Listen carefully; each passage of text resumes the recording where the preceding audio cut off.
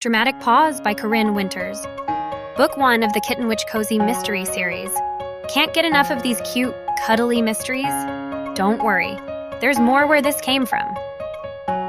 Check out CorinneWintersBooks.com to read the rest of the series before it drops on YouTube and discover your new fuzzy favorites. Paperbacks more your style? Get your paws on the hard copies of the series you love most to add to your shelves. Go to CorinneWintersBooks.com to order them directly off the website. Thanks for listening to Dramatic Paws. Chapter 1. After 9 o'clock every night, the Broken Broom Pub became the hippest place in the little town of Cockamar, Louisiana. During the day, the Broken Broom was a glorified cafe serving food and drinks to people of all ages, just the same as any other restaurant in town. They even kept a high chair around and offered chicken nuggets and quesadillas for picky, sticky-handed children. They served syrupy lattes to teenagers who wanted to feel sophisticated but didn't actually like the taste of coffee. But as soon as 9 o'clock hit, the proprietress, Ember McNair, turned out everyone under the age of 21, and the Broken Broom magically transformed into Cockamar's one and only option for anything like nightlife. Of course, this business model kept Ember busy with her pub night and day. Luckily, busy was how Ember liked it. It's busy enough tonight, all right, Ember thought as she made her way through the full tables, careful not to bump anyone with her hips. On nights like this, Ember wished she could afford to pay a bouncer. She reached the bar and rapped at it to get the attention of Lindsay, her bartender. Lindsay looked up sharply from where she'd been chatting with one of the waitresses. "Gin and tonic," Ember said. "Table 7's been waiting on it a while. They just grabbed me to send back a reminder." "Oh shoot, sorry, I thought I sent that out," Lindsay said. She was usually on the ball, but tonight she looked distracted. Ember turned to the waitress, Tara. She looked sour-faced, too. "Everything all right?" Ember asked. "It's fine," Lindsay said too quickly, already pouring out the shot of gin. "Nothing to worry about." Tara shot Lindsay a sideways look and scoffed. "Yes, worry. Laura Hall and her hideous cronies are here." Ember watched Lindsay, concerned. She knew Lindsay had some bad history with those women. Lindsay looked hyper-focused on not overfilling the tonic in the drink she was making, like she was worried she might spill. When Ember looked closer, she saw that Lindsay's hands were shaking. Meanwhile, Tara kept talking. "I cannot serve them, you understand me? I refuse.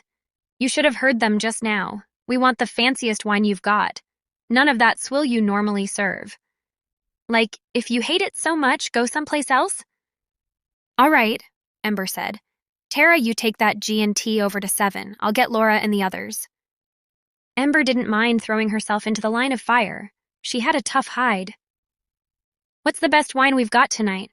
Ember asks Lindsay. Being a good bartender, Lindsay also acted as something of an unofficial sommelier for the Broken Broom.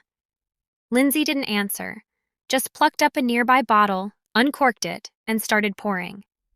Ember didn't want to push her on it, so she grabbed a nearby tray and loaded the 3 glasses onto it before leaving the bar and going off to find Laura Hall and her crew. Jake Peterson, still dressed in his slightly crumpled suit from his long day of work, bumped against Ember as he fought his way toward the bar, nearly upending the glasses of wine. She had to whisper the quickest spell to keep them from tipping over and spilling. "Watch where you're going," Jake growled, irritated. Ember suppressed an eye roll and moved on. "Ember!" Laura practically shouted as Ember approached their table.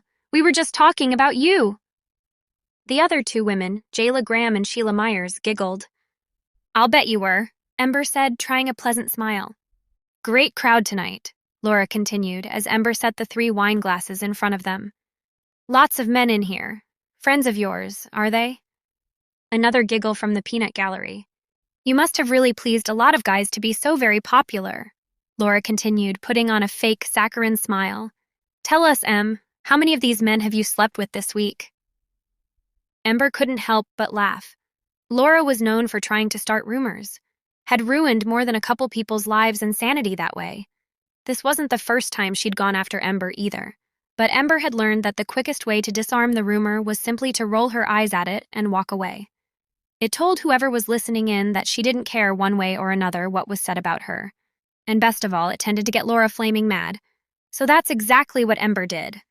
Luckily, Laura and the others only stuck around long enough to have a couple glasses. Glad to see the back of those witches, Lindsay said darkly. Ember bit back her instinctive defensive response to the term. Lindsay didn't know that Ember was a witch, and they were both better off that way. Show me that bottle again that you served to them? Lindsay handed it over. Ember turned it in her palm, investigating the label. I haven't seen this one before. Did it come in with the latest shipment? Couldn't tell ya, Lindsay said. I mean, we could check the inventory report. Ember hesitated, considering, and then shrugged. It's too late now, but in the future, if you don't recognize a label, let me know before we serve it. Prissy Laura Hall demands or no. Lindsay nodded. Sorry about that, I will. Later, after the bar had cleared out and Ember had sent Lindsay and the waitresses home to clean up on her own, the door suddenly blew open as if of its own accord. At first, it looked like it might have been the wind that caught it. But then a small, fluffy kitten came zipping through the open doorway and into the bar. Kaylee, Ember said, grateful to see her familiar. You should have waited at home. I'll be finished soon.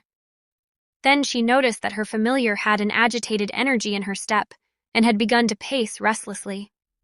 Something was wrong. What is it? Kaylee spoke in a purring voice, which was uncharacteristically urgent and on edge. Laura Hall's car crashed into a tree on the way home from the Broken Broom tonight.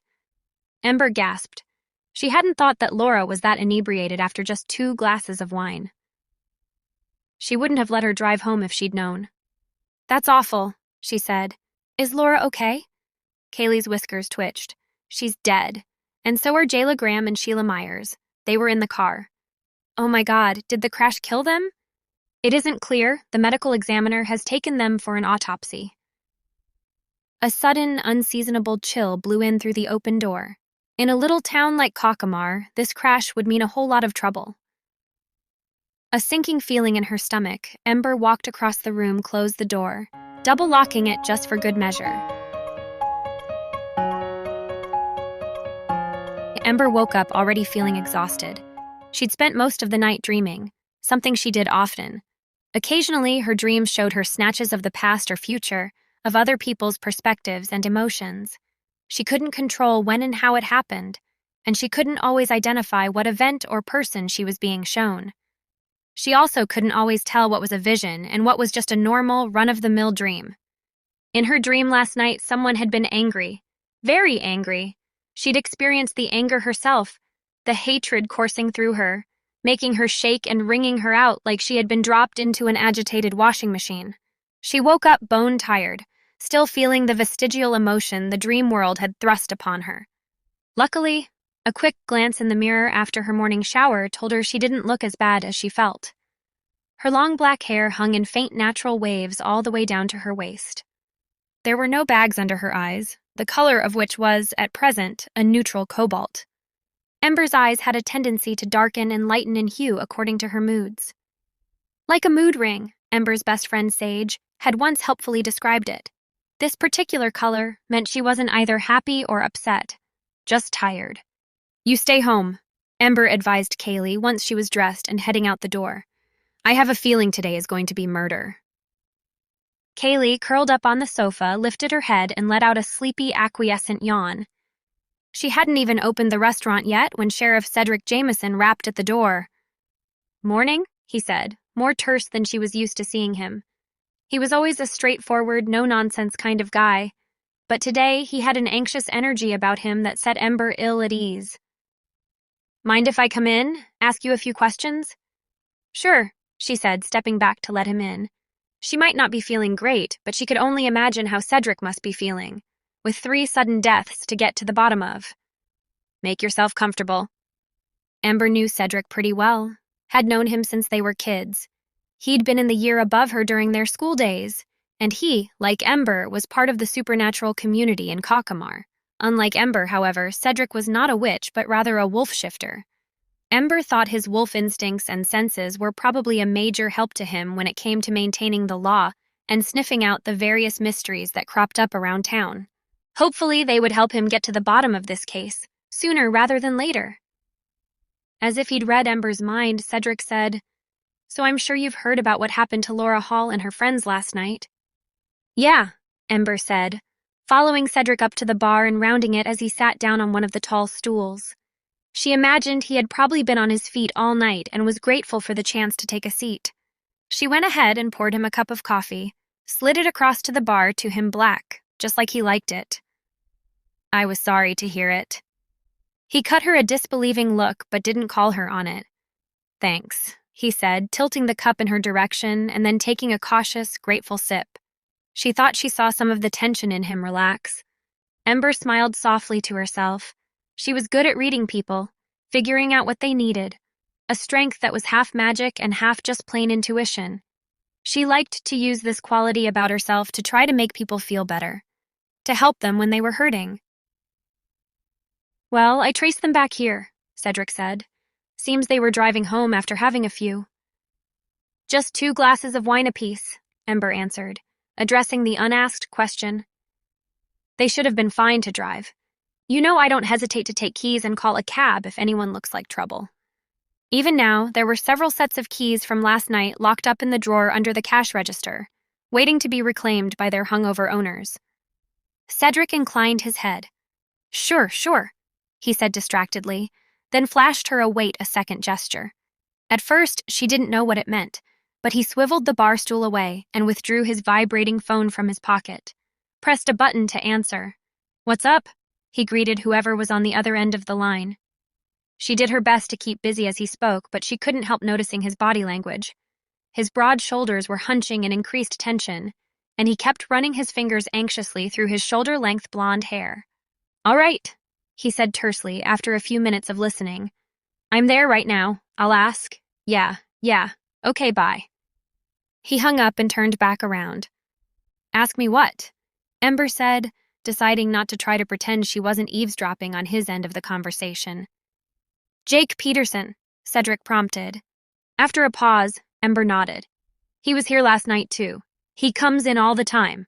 Glass of wine alone at the bar, makes a general nuisance of himself to my staff, heads home. Cedric was frowning, so Ember asked, Why? Did he have something to do with the accident? I thought they crashed into a tree. Cedric shook his head.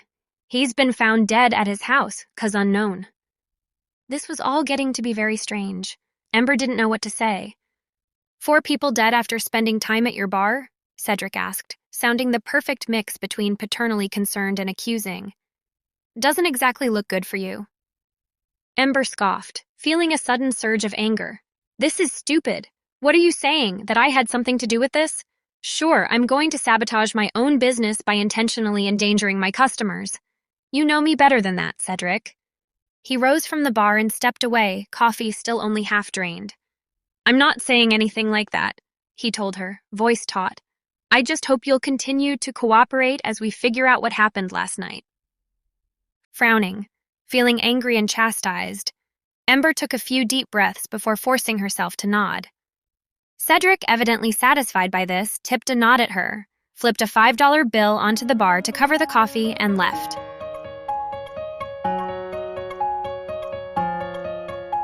Chapter 3. When Cedric left, Ember felt agitated, so she decided to clean the front windows. It was a uniquely onerous task that she only tackled when she was already in a bad mood. That way, it wouldn't mess up a perfectly good day. There was also something mildly therapeutic about applying a little elbow grease to the more stubborn spots. For that reason, she saw Sage coming up to the broken broom from a block away. The shifter was in her human form, rather than her bat one, which was how she preferred to travel before sundown. It's a lot slower, Sage often said, but people are bound to take note of a bat during daytime. Sage breezed into the pub and found Ember at the window. Washing the windows, huh? She clicked her tongue sympathetically. Then, when Ember looked at her and she took note of the deep indigo hue of Ember's eyes, a color that always indicated a stormy mood, Sage let out a low whistle. That bad? Please tell me you're bringing good news, Ember answered with a groan. The women dropped into chairs at a 2-seater nearby. Actually, I'm looking for news, said Sage. I figured you might know more than I do about what happened to those women. There's all sorts of talk. Of course there's talk, Ember thought, irritated. This town loves to talk. She could only worry what they were talking about, how much talking they were doing about the broken broom, or about Ember herself. Yeah, I know enough, Ember admitted. They were all at my pub, Laura and the others, and Jake. Sage gasped, hand to her heart. Not Jake Peterson? Ember nodded grimly. I guess they found him dead. I don't know. She passed a hand over her face, feeling exhausted even though her day hadn't even properly begun. How was she going to make it all the way to tonight? I heard Laura was trying to start a fight in here last night, Sage said gently. When Ember looked at her, Sage was wearing her patented patient listener expression, like an indulgent kindergarten teacher. Sage had a calming, caring energy that always made Ember feel better. It was one of the things that made her such an amazing friend. Sure, you know how she was, saying all sorts of nonsense. The specifics didn't seem worth repeating, and Sage didn't press her on it, so she gratefully left it at that. I think she had some rumor she was trying to push about me. She was saying it all loud like she was hoping the whole world would pick it up. That sounds like her, Sage agreed, shaking her head in disapproval. Always finding trouble and stirring it up for herself whenever she couldn't find it. But it's not like I did anything about it. I never let people like that bother me. Ember waved her hand vaguely, a gesture intended to communicate, I have more important things to worry about, but I probably came off closer to I'm feeling lost and overwhelmed. I served her, and that was that. Didn't even try to rush them out the door either. When those ones get drinking, the tab usually goes pretty high. And who was Laura with again? I heard that there were 3 women, but nobody I talked to knew exactly who. Ember couldn't help but wonder who Sage had been talking to. How did half the town already seem to know about this? Jayla Graham and Sheila Myers, Ember said. Ah, yes, her 2 shadows. It was true, they'd all been part of this tight, mean girl enclave as long as Ember had known them. Of course, it was always a pity when someone died so young and suddenly, but Ember doubted that the loss of those 3 in particular would really detract from the net happiness of this particular little community. Jake, too.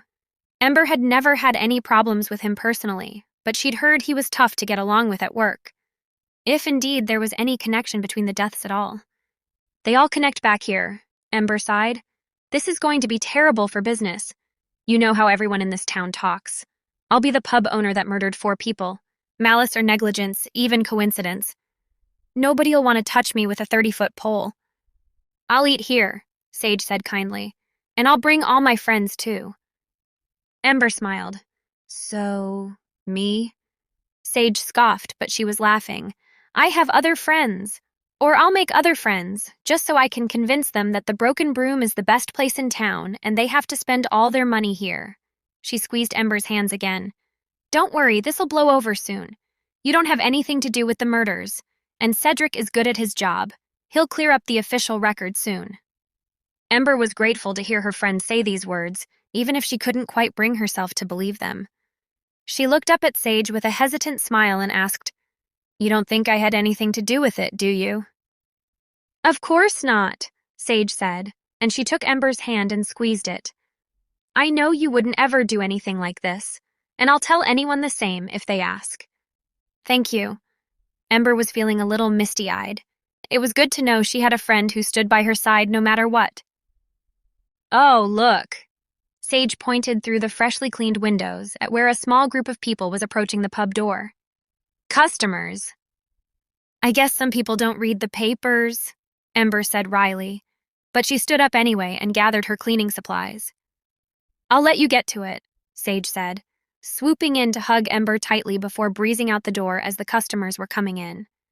Sage's words managed to sustain Ember throughout the entire evening, which turned out to be much busier than Ember was anticipating. Perhaps word really hadn't gotten around yet, since the turnout was on par with a normal night, or else people were showing up tonight out of prurient interest. Either way, Ember knew that these murders had to be solved as soon as possible, or else she wasn't sure how long the Broken Broom or its owner would manage.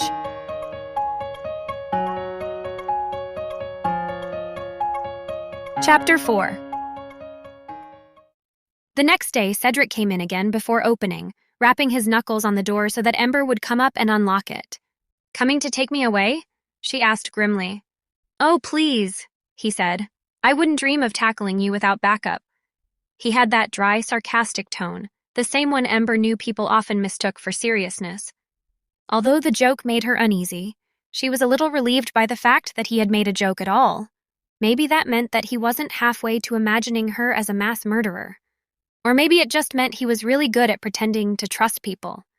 Ember imagined the fake joking act got people to let down their defenses, let their secrets out. Coming from someone as intimidating as Cedric, it probably worked like a charm. Except that I don't have any secrets.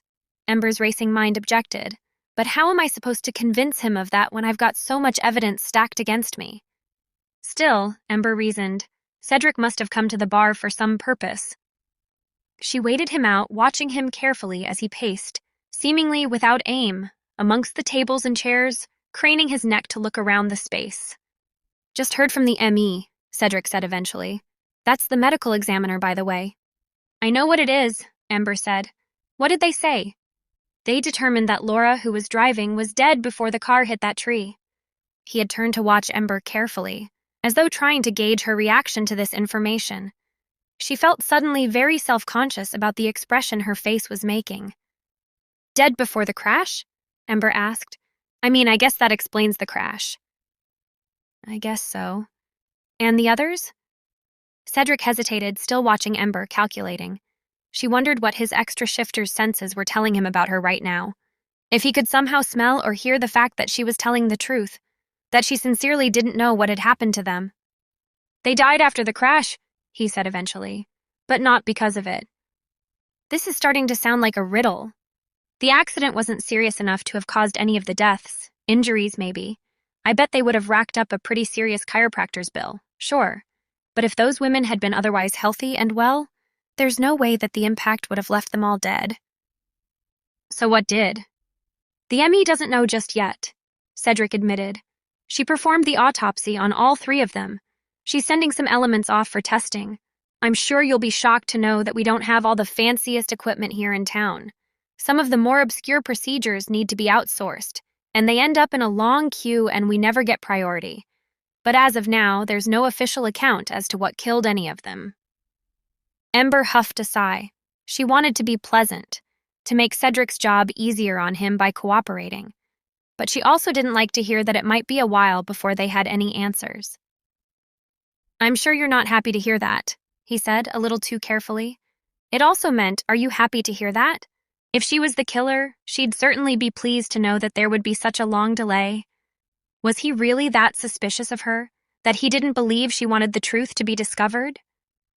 Listen, she said, doing her best to keep her voice level and pleasant.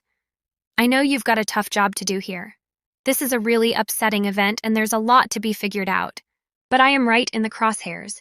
It's only a matter of time before people stop coming around here. I heard you did a good business last night.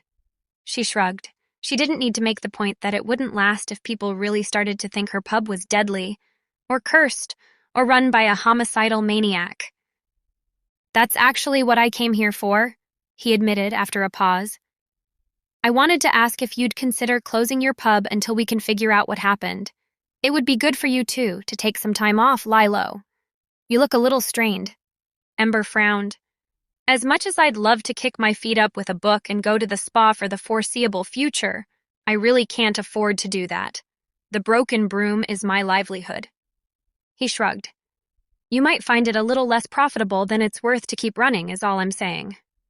And all I'm saying is that you can't force me to close, can you? You don't have any real proof that those people died because of me. Everything is circumstantial. You're not ordering me to do anything, right? He shook his head. Just a friendly suggestion. All right, she said. Suggestion noted, but I'm going to stay open. He huffed out a frustrated breath like they'd just argued, even though she'd worked so hard to keep the tone civil. Was he really so concerned for her? Or concerned about her? As he turned to leave, he shot back over his shoulder. You know, if your customers keep dying after they visit your pub, you're going to lose everything anyway. Closing up could be a way of protecting yourself, too. Before she really had the time to take that in, he was gone, the door swinging shut behind him. Once she was alone with her thoughts and her opening checklist, Ember put her body to the task of wiping down menus and wrapping silverware sets and her mind to the task of thinking through what might have happened to those women. And Jake, too, if he was involved in this somehow.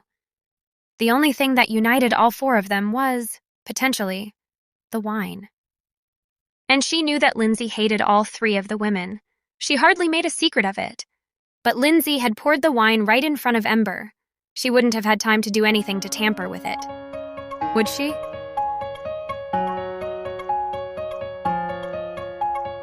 Chapter 5. Ember wiped down the bar in a circular motion. Her thoughts were still on Lindsay. She was a sweet girl and very kind. This whole thing was a mess. She was about to use her cleaning spray when she noticed a trail of paw prints leading from one end of the bar to the other. She looked up to see Kaylee leaping off onto a nearby table. "You do know that I have health inspections," she scolded. "This bar should be bacteria-free and preferably cat-free." Kaylee casually walked back to Ember. "I was just testing to see if you noticed me, but my ninja-like skills make me practically invisible." Ember laughed. "You may be invisible, but your paw prints are definitely not. Anyway, I was busy thinking. That's why I didn't notice you." "Are you thinking about how you might be arrested for murder?" Ember took a step back. "No, not at all. I was just thinking about how Lindsay is a kind and thoughtful person." Kaylee leaped back onto the bar. "A kind and thoughtful person who could be a murderer?" "No, stop putting words in my mouth. I'm sure Lindsay had nothing to do with the deaths." Ember placed her cloth down and her index finger on her nose. "You're in deep thought," Kaylee purred. "I can tell because you're doing that thing where you wriggle your nose with your index finger." "No, I'm not," Ember protested, pulling her finger away.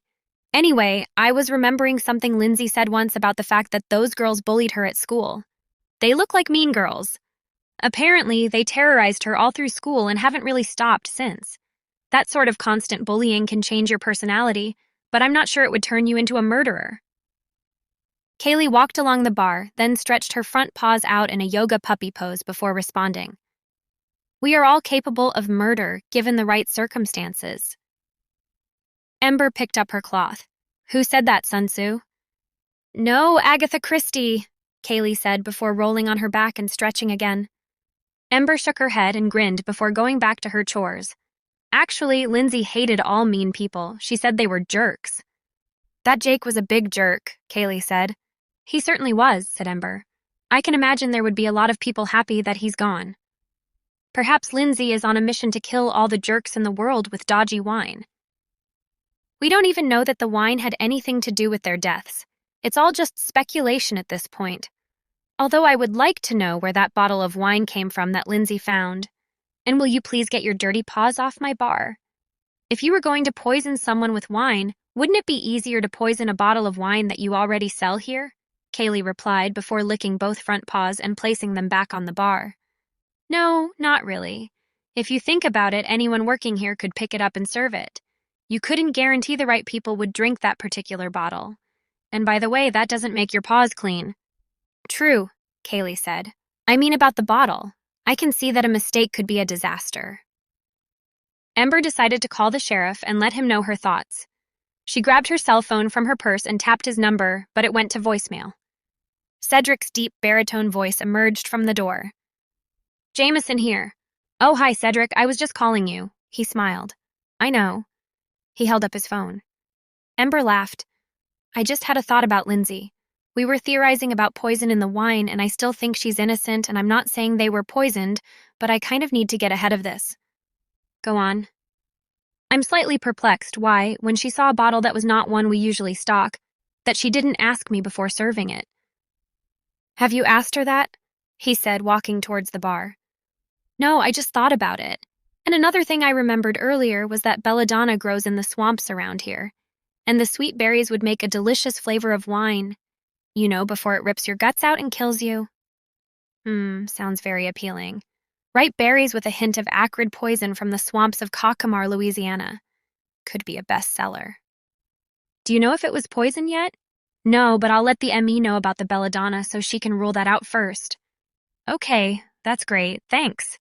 Cedric's voice took a more serious tone. "Ember, you should be careful. Someone out there killed 4 people, and we have nothing linking them so far." "Except they were all jerks," Ember said with a smile. "Well, yes, except for that. But seriously, we have no way of knowing if his or her killing spree is over, and as it appears to revolve around your establishment. I feel I need to make you aware and encourage you to take extra precautions." "Thank you for being so considerate, but I'm more worried that the people of the town think I had something to do with it." Cedric leaned his elbows on the bar. Look, I know you didn't poison anyone and never would, but there are some gullible people out there who will jump on the bandwagon if even one person spreads the word that your customers were being targeted or worse, that it was you who did it. I know I have thought about that, but there's nothing I can do except to help figure out who did do it. Right, I need to get back to the station. Ember walked round to see him to the door. Let me know if you find out anything new. Will do, he said, giving her a hug before leaving. Once she closed the door behind him, Ember looked around her pub and tried to think of what her next move should be. Chapter 6. Sage Wyant pushed her sleek dark hair behind her ears as she walked along the street. It was one of the things she loved about being a bat shifter. Her hearing was incredible, and she loved to listen in on the townsfolk as they went about their day. Bates' barber shop had been on the high street since the town was built, and Mr. Bates the barber had taken over from his father in 1968. As she got closer, she tuned into Mr. Bates, who was having a conversation with his dog, Pete. The man was complaining about his last customer who wanted a certain haircut, but he didn't have enough hair for it. I'm good, he'd said to Pete, but I can't give the man more hair than he's got. Perhaps he should visit the church and ask for a miracle before he comes back.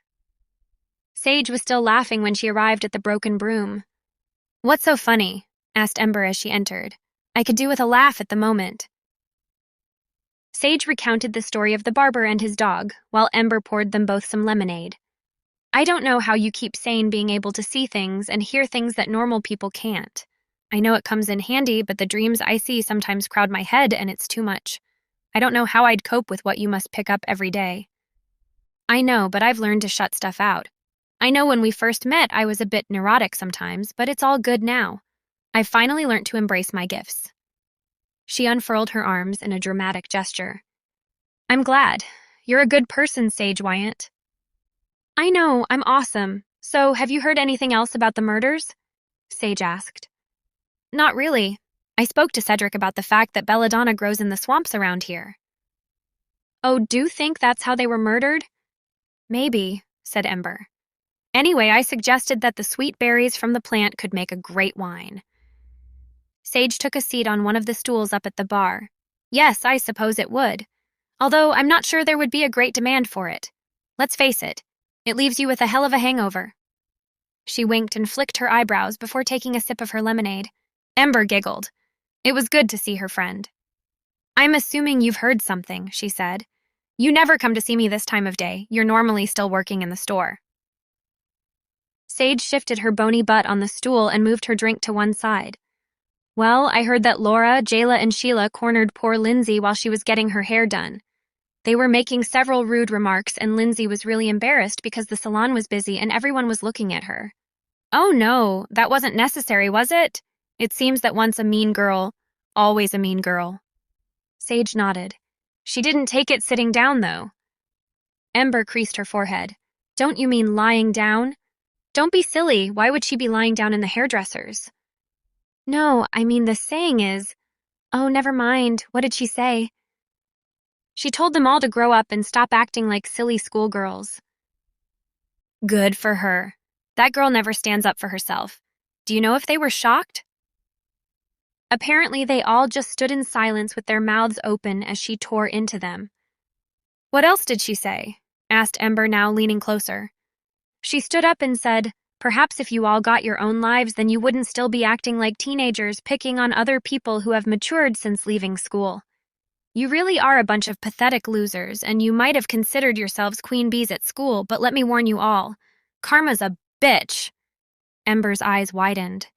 I didn't know she was capable of such aggression. I might have to give her a raise for sticking up for herself like that. I know, that girl can roar, Sage said as she fist-bumped the air.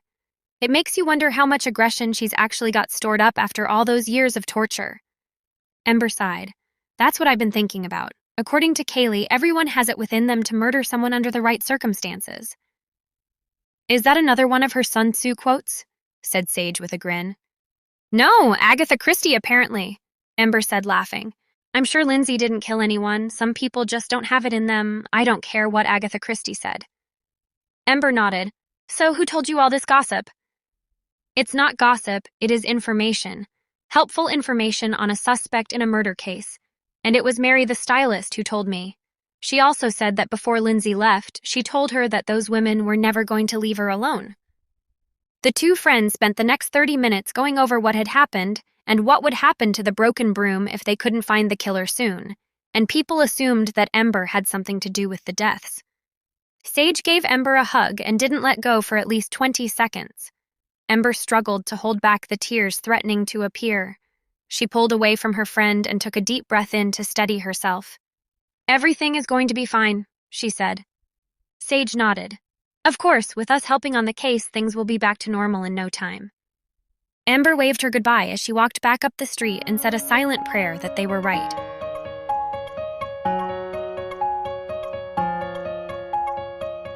Chapter 7. One might think a bar would be the best place to forget something awful like a murder, but Ember didn't have that luxury considering that her bar was where the women were poisoned.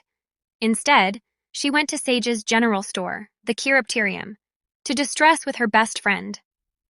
Sage sat on a stool behind the checkout counter with a book in one hand, her other rummaging through a bag of fruit-shaped candies for her favorite, the banana.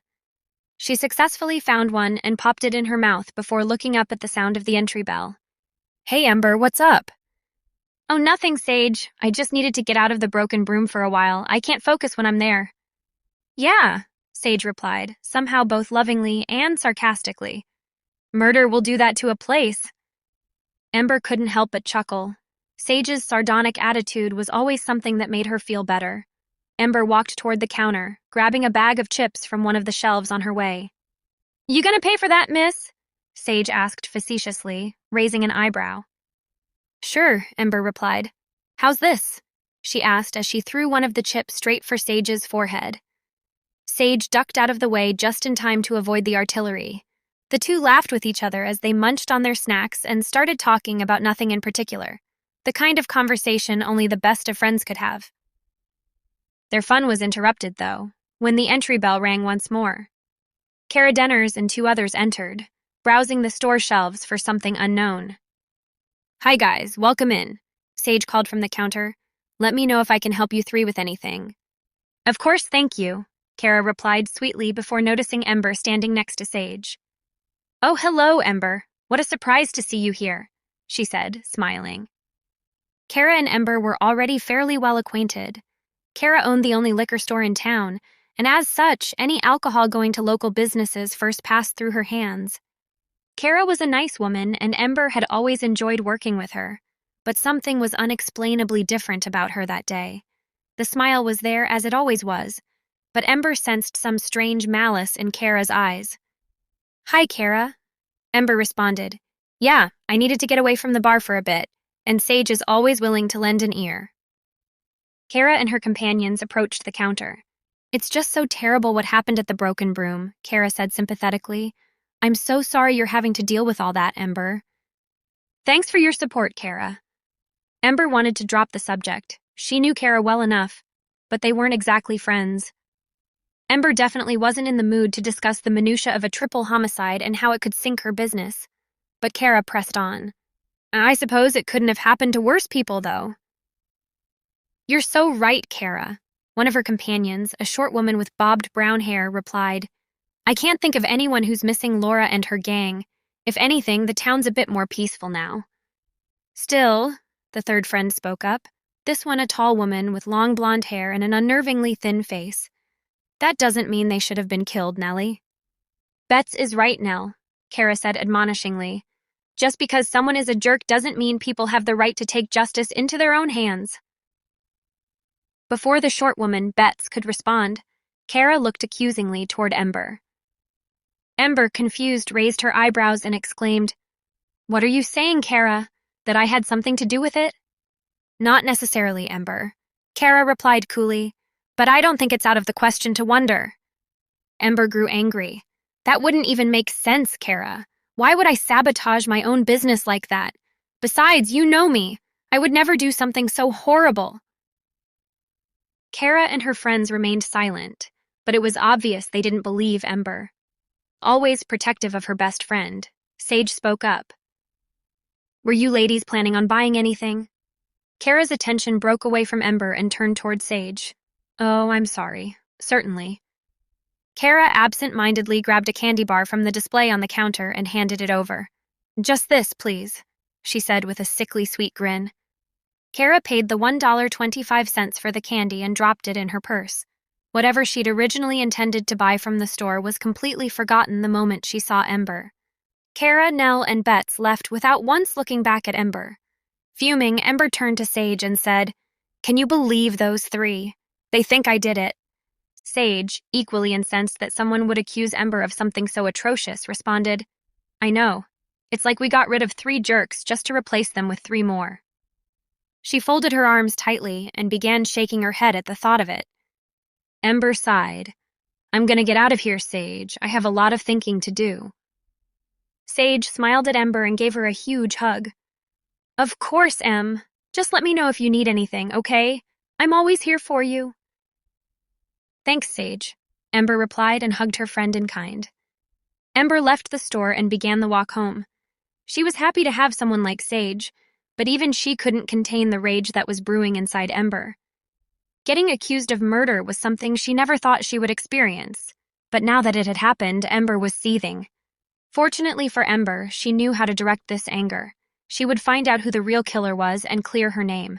No one was going to get away with this.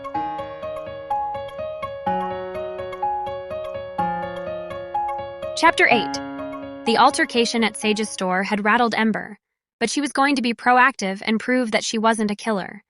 If she could just have a look around Jake's house, she might find something that would connect him to the other victims. I've seen that look many times before. Ember held her hand to her heart as a tall Native American appeared by the whiskey selection. "Hi, Teleko," she said, breathing heavily. "I wish you would warn a girl before appearing. My heart is banging like a tight-skinned drum at a celebration." Teleko gave her a rare smile. "That look you have is usually followed by trouble." "I don't have a look, and why are you here? I'm busy today and I need to pop out." "Your great-great-great-great-grandmother used to have that exact same look before she pulled my braid and ran off." "Really, that was rather childish of her." Teleko gave Ember a stern look. She was 10 at the time. "Our father used to let us race to the river." "Oh, sorry, anyway, I must go." "I'll come with you to keep you safe." "I'm only going to the local store," she said while averting her eyes. When she looked back at Teleko, he was still giving her the same look. "Okay, I'm going to have a quick look around Jake's house to see if I can come up with anything to help with the case." She reached in her purse for her keys to lock the door of the pub. "I do not think this is wise. You should let the sheriff handle it." "Sometimes they need a little help," she said before waving and apparating into Jake's home office. The room was extremely neat and clean, as was Jake in life. There were framed certificates on the walls, all for business awards, and a large swivel chair behind a sturdy wood and metal desk. In one corner of the room was a tall filing cabinet. Ember walked over and tugged at all the drawers. It was locked. She made her way back to the desk and began opening each drawer until she found a large set of keys on a keyring. It didn't take long to find the right key to the cabinet, as most of the others were too large. She opened each drawer and checked the contents, mostly work files and a secret bottle of expensive scotch. In the last drawer, she flicked through the files, checking for any names she recognized, and stopped. There was a file marked Lindsay Perez. Ember pulled the file out and took it to the desk where she opened it up. It contained several pictures of Lindsay, some cards, and a few letters. Ember's heart began to race as she picked up each photograph in turn. She looked up as she heard a gentle purring sound below her. It was Kaylee. "What are you doing here?" Ember asked, sounding scornful but giving the cat a scratch on the head anyway. Kaylee nuzzled her head against Ember's hand. "The big Indian fellow sent me to check you know what you're doing?" Ember sighed. "Yes, of course I do. I didn't have a plan as such, but I know what I'm doing." Strategy without tactics is the slowest route to victory. "Yes? Well, I'm sure if Sun Tzu was a murder suspect and his business was on the line, he would just do whatever was needed. My tactics are to find something that will prove my innocence. Now, may I get on?" Kaylee leapt onto the desk beside the file. "What's this?" "I think Jake and Lindsay were lovers," she said, holding up one of the cards. "There are photos of Lindsay here, obviously taken by someone who adored her, and some cards they sent each other." I was about to read one of the letters. The paper the letters were written on was lilac and scented. Ember held one to Kaylee's nose. Achoo! Kaylee shook her head fiercely. That stinks. Ember laughed as she carefully took the letter from its envelope. Right, are you sitting comfortably? Then I'll begin. Kaylee shifted herself into a comfortable position. Ember was about to read the first line when she noticed something appearing by the door. The sheriff has just pulled into the driveway, Talako said evenly. Ember's shoulders slumped, just as we were getting to the good bit. She stood and shoved the cards, photos, and letters into the file and placed them back in the cabinet where she had found them. She turned back to Kaylee and Talako, who were both staring at the letter she was going to read still on the desk. Maybe I should take it with me, she suggested with a grin. Kaylee looked to Talako, who gave her another stern look. Okay, I'll put it back. But can one of you run interference for me? Kaylee nodded, jumped off the desk and made her way to the back door where she crept out of a small open window high above the dryer. Cedric pulled in the drive at Jake's house. The front of the property was neat and tidy, with a small lawn to one side of the drive and a flower border. He had a fleeting thought about how nice it would be to live here. He began making his way towards the front door and looked down when he felt something by his ankle. It was a cat brushing past him. He smiled briefly and leaned down to stroke the cat on its back before noticing the cat's features. The lynx-like appearance and fluffy ear tufts. It was Ember's cat. That could only mean one thing. Ember was nosing about inside the house and had sent her cat out to distract him. Cedric ran up the drive and used the keys he had from evidence to let himself in. He ran from one room to another, but there was nobody there. Just a faint smell of sulfur.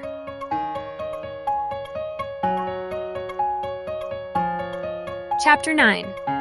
Ember landed back in her apartment with a sigh of relief. Now that was a close one. She took the time to make herself a mug of herbal tea, sighing when she had to use her step stool to grab a container of cinnamon herbal from the top recesses of her pantry. Being 5'2" had its benefits, but being able to reach things was not one of them. Finally, with her tea brewed, she carried her cup over to the desk she had set up in the corner of the living room, took out a notebook, grabbed her favorite pen, and started a list of the victims and everything she knew about them. Kaylee rushed in right behind Ember, jumping up on the desk to clean herself. Once she was done, she peered over Ember's shoulder at the list she was writing. You do know that was too close for comfort, right? We almost got caught. We? Ember asked her. I didn't see anyone still in that house but me. I looked around and Talako was nowhere to be found and you had slunk off like the cat you are. Duh? I am a cat, so what else did you expect? Ember laughed, then turned her attention back to the list of victims and what she knew about all of them. You know, every one of the victims had a connection to Lindsay in one way or another. Tapping the pen against her bottom lip, she became lost in thought for a second. Are you having a dream or just thinking extra hard? Kaylee stopped licking one foot to ask. You seem a little out of it.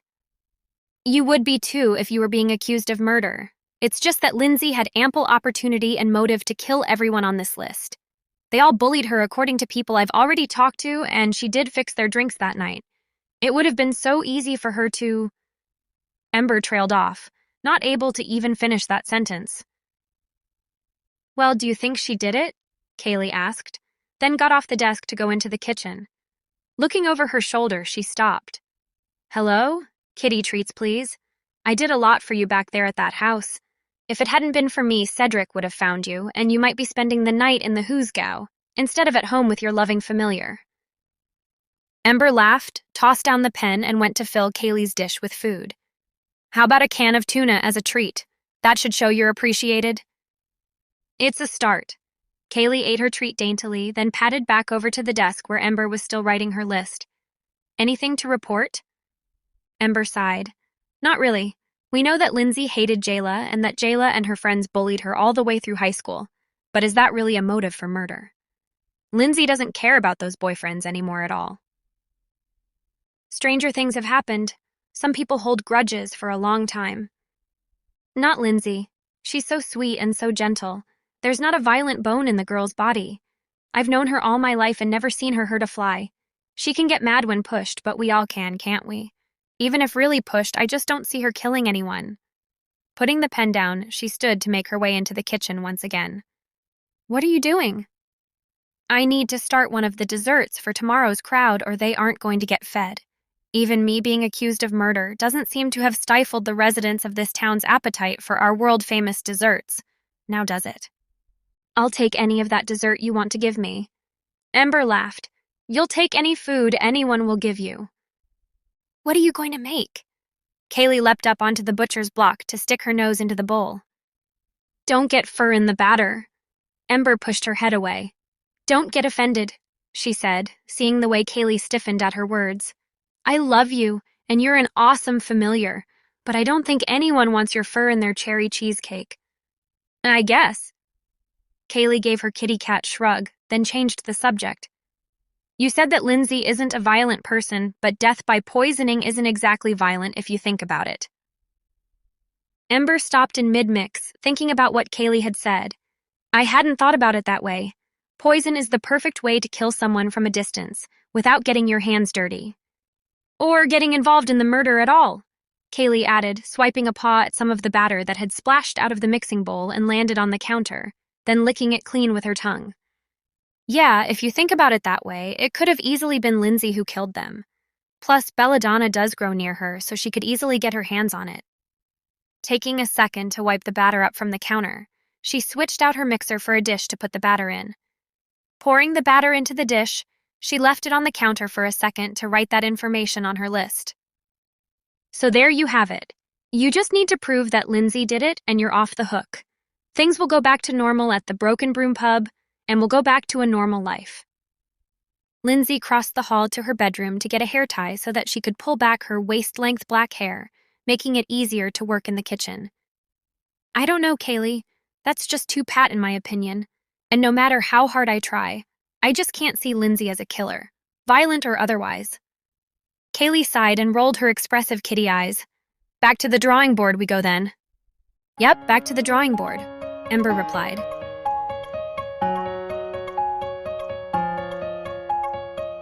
Chapter 10.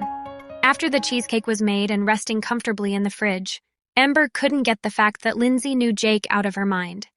It was one thing that she had known the women, but could her knowing Jake seriously be just a coincidence? Knowing that she wouldn't get a moment's peace if she didn't take care of this, she pulled off her apron, let her long hair loose from its ponytail, and prepared to go confront her employee. Where are you off to? Kaylee looked up from her spot on the fireplace mantel. I have to know how Lindsay knew Jake or I'm not going to be able to get it out of my rambling mind. She paused at the door to look at her familiar. Do you want to come? Kaylee thought for a second, then yawned. She stretched, stood up, and then lay back down. Nah, you can tell me all the gory details when you get back. I think it's time for a cat nap. Ember shook her head at her familiar cat humor. Then, making sure the door was shut securely behind her, she went to find Lindsay. Lindsay was straightening up behind the counter when Ember walked in. Hey, boss lady, what's going on? She gave Ember a wide smile, then went back to the task at hand. I could smell that dessert you're making all the way down here when you opened the door. It's making me hungry. Climbing onto one of the stools at the bar, Ember watched her carefully for a moment. Realizing that Ember wasn't answering her, Lindsay turned from wiping the counter down to look at her. Seeing the look on Ember's face, she dropped the cloth she was holding and rushed around the bar to sit with her. What's going on? You look upset. What happened? Lindsay waited for an answer, then went on. Did they find out who killed Jake and the others? Ember gathered her thoughts, then shook her head. No, they didn't. That's what I'm here about. At the questioning look on Lindsay's face, she took a deep breath and dived in. I was writing a list of the victims upstairs. And well, why didn't you tell me you knew Jake? Lindsay's face seemed to close down and harden at Ember's question. It's not like I kept it a secret. It just never came up. I made the mistake of dating Jake a long time ago. She shrugged, making circles in a wet spot on the bar with her finger. And, Ember prompted. And well, he was no better than Jayla, Laura, and Sheila. He used me for a while and moved on.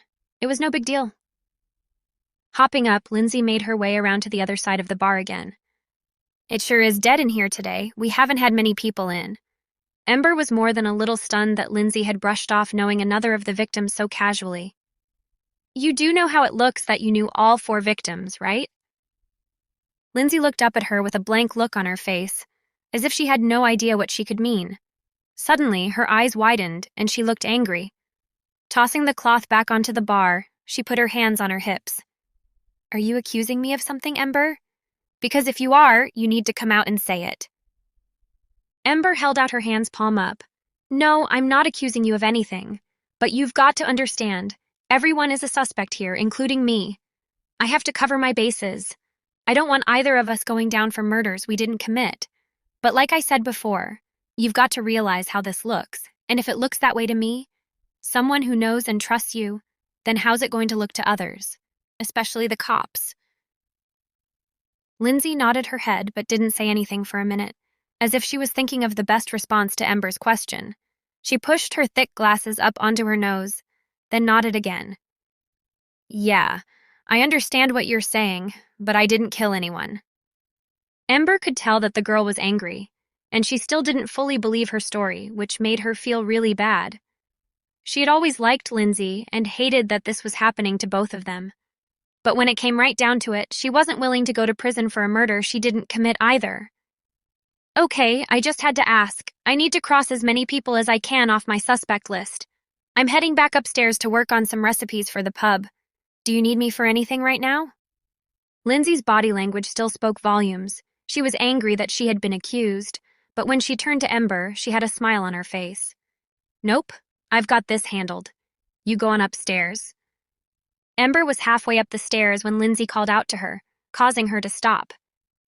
"Do you want me to bring you up some lunch? The soup is great today." No thanks." Ember looked at her strangely, a look she knew the girl caught, by the way her face dropped. "I'm not hungry, hun. Maybe later?" "Sure." Lindsay turned abruptly and walked into the stockroom before Ember could say anything else. Ember went on up the stairs, deep in thought when she opened the door to her residence. It wasn't that she didn't trust Lindsay to bring her lunch, she just wasn't willing to take any chances. "Well, how did that go?" Kaylee stretched, then headed into the kitchen for food. "To be honest, I don't know how it went myself." Ember went back to her list-making, still not convinced that Lindsay had nothing to do with the deaths of those 4 people.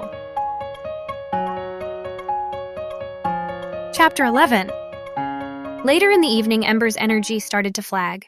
She still had to pretend that she wasn't hungry so that Lindsay wouldn't take the opportunity to try to feed her again. So she'd managed to eat only the tiniest of meals while Lindsay wasn't looking.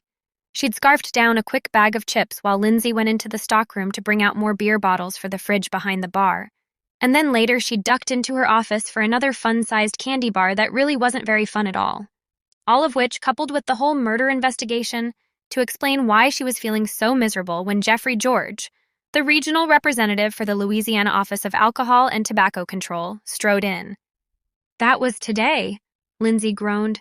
Evidently she, too, had forgotten in all the excitement that their annual paperwork check was scheduled for this evening. "Ladies," Jeffrey said with a greasy smile. Jeffrey George was, for some reason Ember couldn't identify, somewhat popular around town, particularly with the ladies. There was nothing about his mid-height, boxy frame or his prematurely thinning hair that she found particularly appealing. But between Sage's talent for picking up on gossip and the sheer fact that Ember worked at the one decent bar in town, she'd managed to hear more about Jeffrey's romantic exploits than she ever cared to. "Hello, Jeffrey," Ember said, forcing herself to smile, which she absolutely hated to do around him. He'd once so sweetly suggested she'd be prettier if she smiled more, and it made her want to hex his nose right off his face. "Shall we talk someplace more comfortable?" he asked, sounding horribly suggestive. "Gag me," Lindsay muttered, luckily low enough Jeffrey couldn't hear her. "Of course," Ember said loudly, hoping to drown out her employees' grumbling. "Let's step into the office. All the paperwork should be in there. Lindsay, you can run things up here for a bit, can't you?" "Sure thing, boss," Lindsay said with a smile and a faux salute. "You know," Jeffrey told Ember in a conspiratorial tone as they walked together back toward the office, "it might do you good to find employees with a little more maturity. Is that one really someone you can rely on?" "Yes," Ember said, clipped, hoping she sounded sure enough to shut that line of questioning down. She also hoped Jeffrey wasn't able to tell just by looking at her that she'd been doubting Lindsay's trustworthiness lately, too. Ember waved Jeffrey into the office and shut the door, keeping it a slight crack open. She didn't particularly want to be fully alone with him after all. Luckily, the paperwork was indeed mostly in order. In truth, she should have been able to apply directly to the central office in Baton Rouge for a license renewal. But the county was relatively conservative. It had only become legal to sell alcohol on Sunday within Ember's lifetime, and required an in-person check to make sure that bars and restaurants were handling alcohol sales responsibly. After looking over the numbers, Jeffrey made a little humming noise of consideration. Well, it looks like this is all in order for now. Ember smiled tightly. Great. Should I cut you the renewal fee check right here and now? He held up a hand. Not just yet. You see, another element of my office's process involves touching base with local law enforcement, checking in with them to see if there have been any incidents of reckless intoxication at or caused by your establishment. Ember clenched her fists, fought for a deep breath to calm herself down. She had a feeling she knew where this was going, and she didn't like it. Jeffrey set the paperwork aside and smirked up at her. It's bad luck, isn't it? That 3 women died coming home from your bar the other day. Single car crash. He clicked his tongue. Usually those kinds of crashes occur because of intoxication, don't they? Not in this case, Ember said tersely. Oh, do you know something I don't know? As a matter of fact, she did.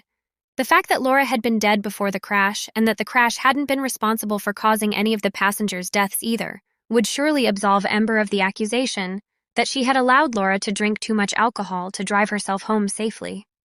However, she wasn't sure she was allowed to disclose details of an ongoing investigation. Cedric probably wouldn't like it.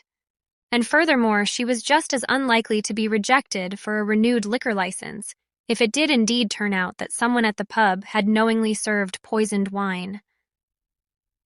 You know, I knew those women well, Jeffrey said in a musing tone. Ember did know this. She'd even heard rumors that he knew them too well. Lately, there had been talk he'd been involved with Sheila. She wondered if they'd still been an item when Sheila died. If so, did that mean he was potentially involved in the strange story of what had happened the other night? After all, his position as the Office of Alcohol and Tobacco Control meant he could basically have access to any establishment that served alcohol whenever he wanted to. If this really was a case of tampering with a drink, Jeffrey would have had as much opportunity as Ember or Lindsay would. Ember felt a driving compulsion to ask him more about his relationship with Sheila and with the other women, but he was basically holding her liquor license renewal over her head. Pushing him now might irritate him into causing real troubles for her and the Broken Broom later down the line. If they lost that license, the Broken Broom might as well become a snow cone stand. I'm sorry for your loss, she managed. He gave her a grimly satisfied look at that, then rose from the desk. Before he left, he said, We'll be watching the results of this investigation very closely before making our decision regarding license renewal. You have a good night, Miss McNair.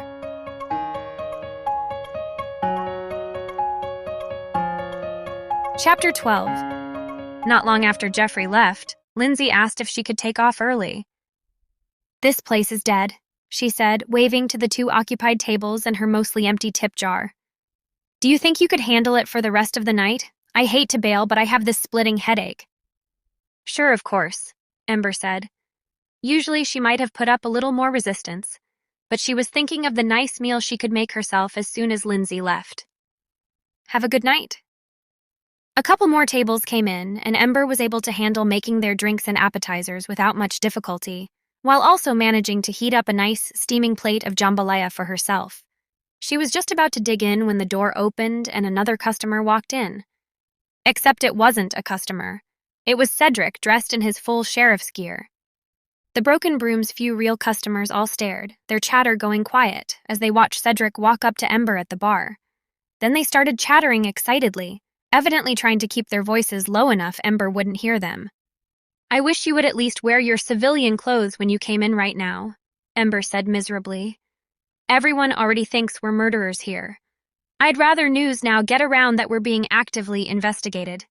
But you are being actively investigated, Cedric said plainly. How else do you expect your name to be cleared? That looks good, he added, pointing to her plate. She pulled the dish closer to herself protectively, You can't have any. I haven't eaten dinner yet. Neither have I. With an exaggerated sigh, she rolled her eyes and grabbed a second plate, then split the contents between the two. You owe me dinner sometime, she said, before realizing what that might have sounded like.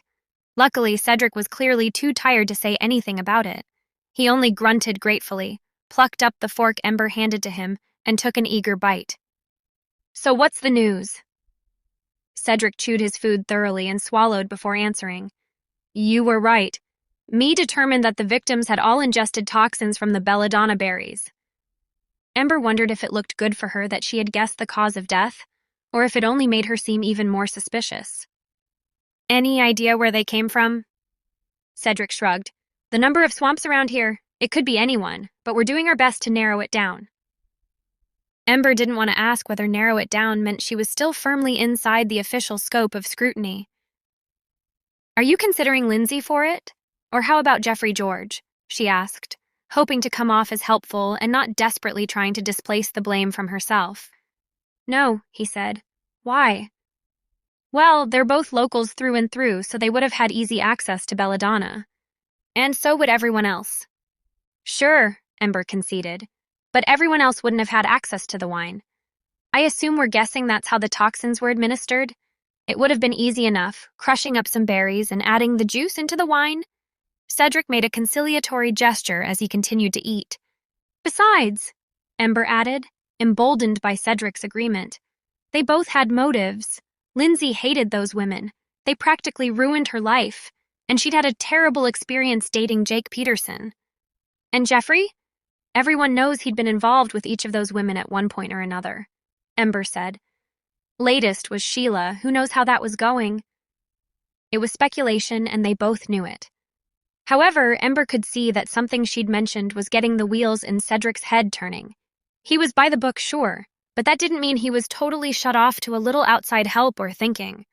Ember was grateful to know that she didn't sound like she'd gone fully around the bend. All right, he said eventually. I'll get right on looking further into both of them. You're definitely onto something about questioning who would have had access to the bottle. Lindsay's name had come up, but we might not have considered Jeffrey George.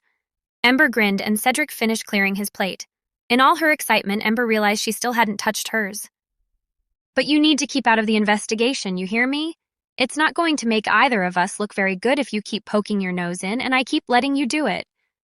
She nodded. Sure, I'll do my best. He scoffed slightly, not believing a word of it. You know what would be a big help is if you handed over that bottle you were talking about, the one you didn't recognize that Lindsay served the victims from. I wish I could, Ember said. I asked Lindsay to find it earlier, and she said it must have been thrown away the night it was emptied, before we found out about any of the deaths. Lindsay said that? I double-checked her, of course. I've been looking all evening and never found it again. He heaved a sigh. If it's in the landfill already, then that's a shame. He stood back from the bar, slapping both palms gently against it as he rose. All right, I'd best be heading out. You keep an eye open, okay? Not just the bottle, but anything you think might be of help. Sure thing, Sheriff. Just keep in mind. He pointed to himself. Me, law enforcement. You. He pointed to her now. Witness, okay? I don't want to catch you, or that cat of yours, poking your whiskers in where it might cause harm. Got it? Got it, she said. It wasn't a lie, not exactly. She wasn't planning to cause any harm anyway.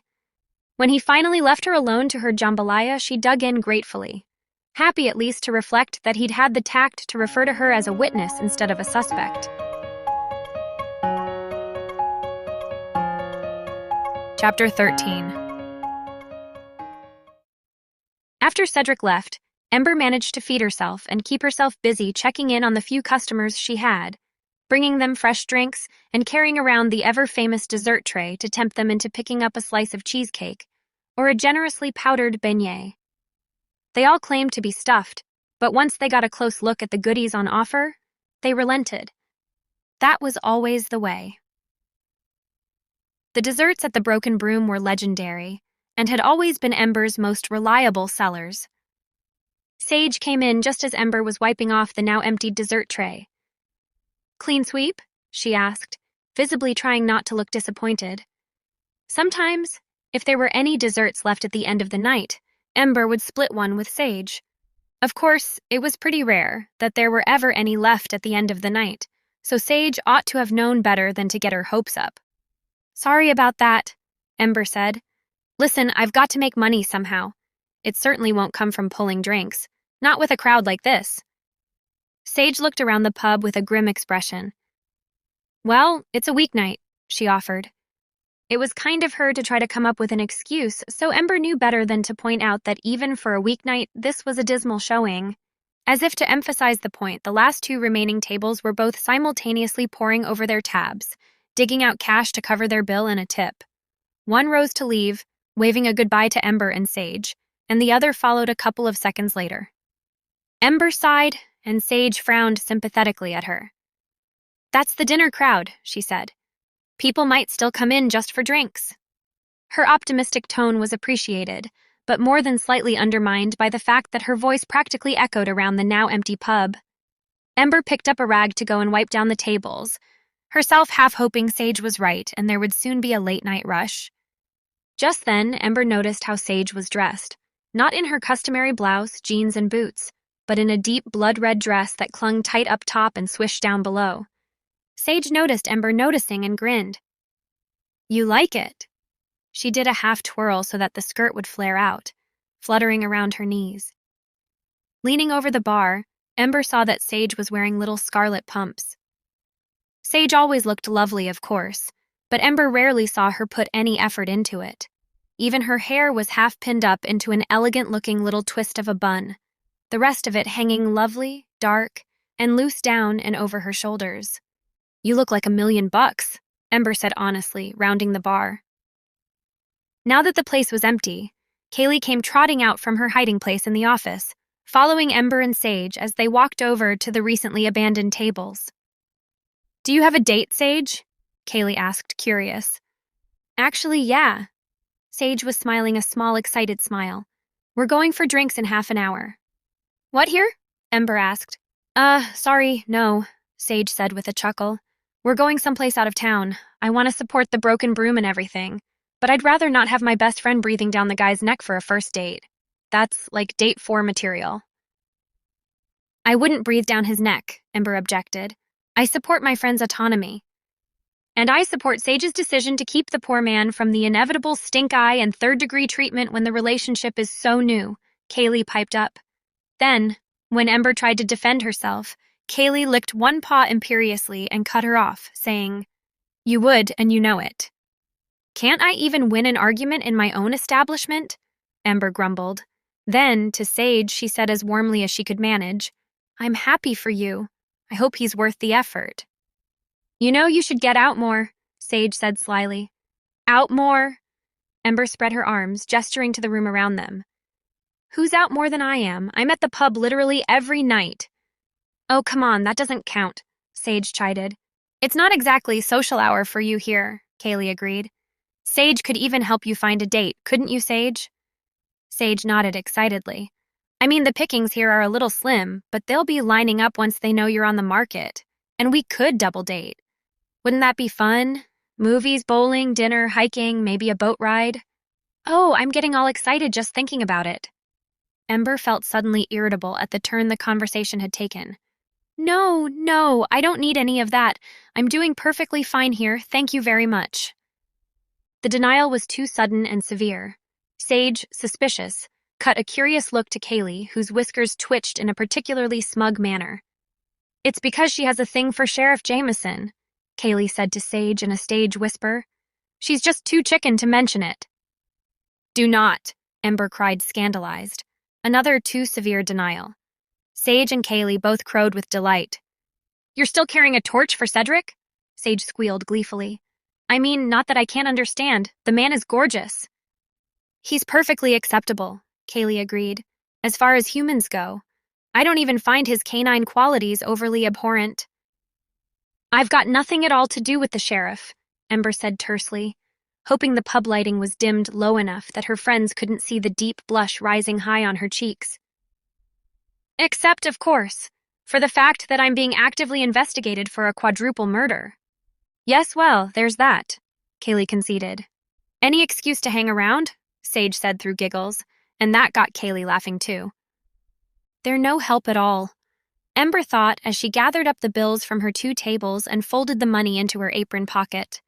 Still, she couldn't help but feel endlessly fond of them both.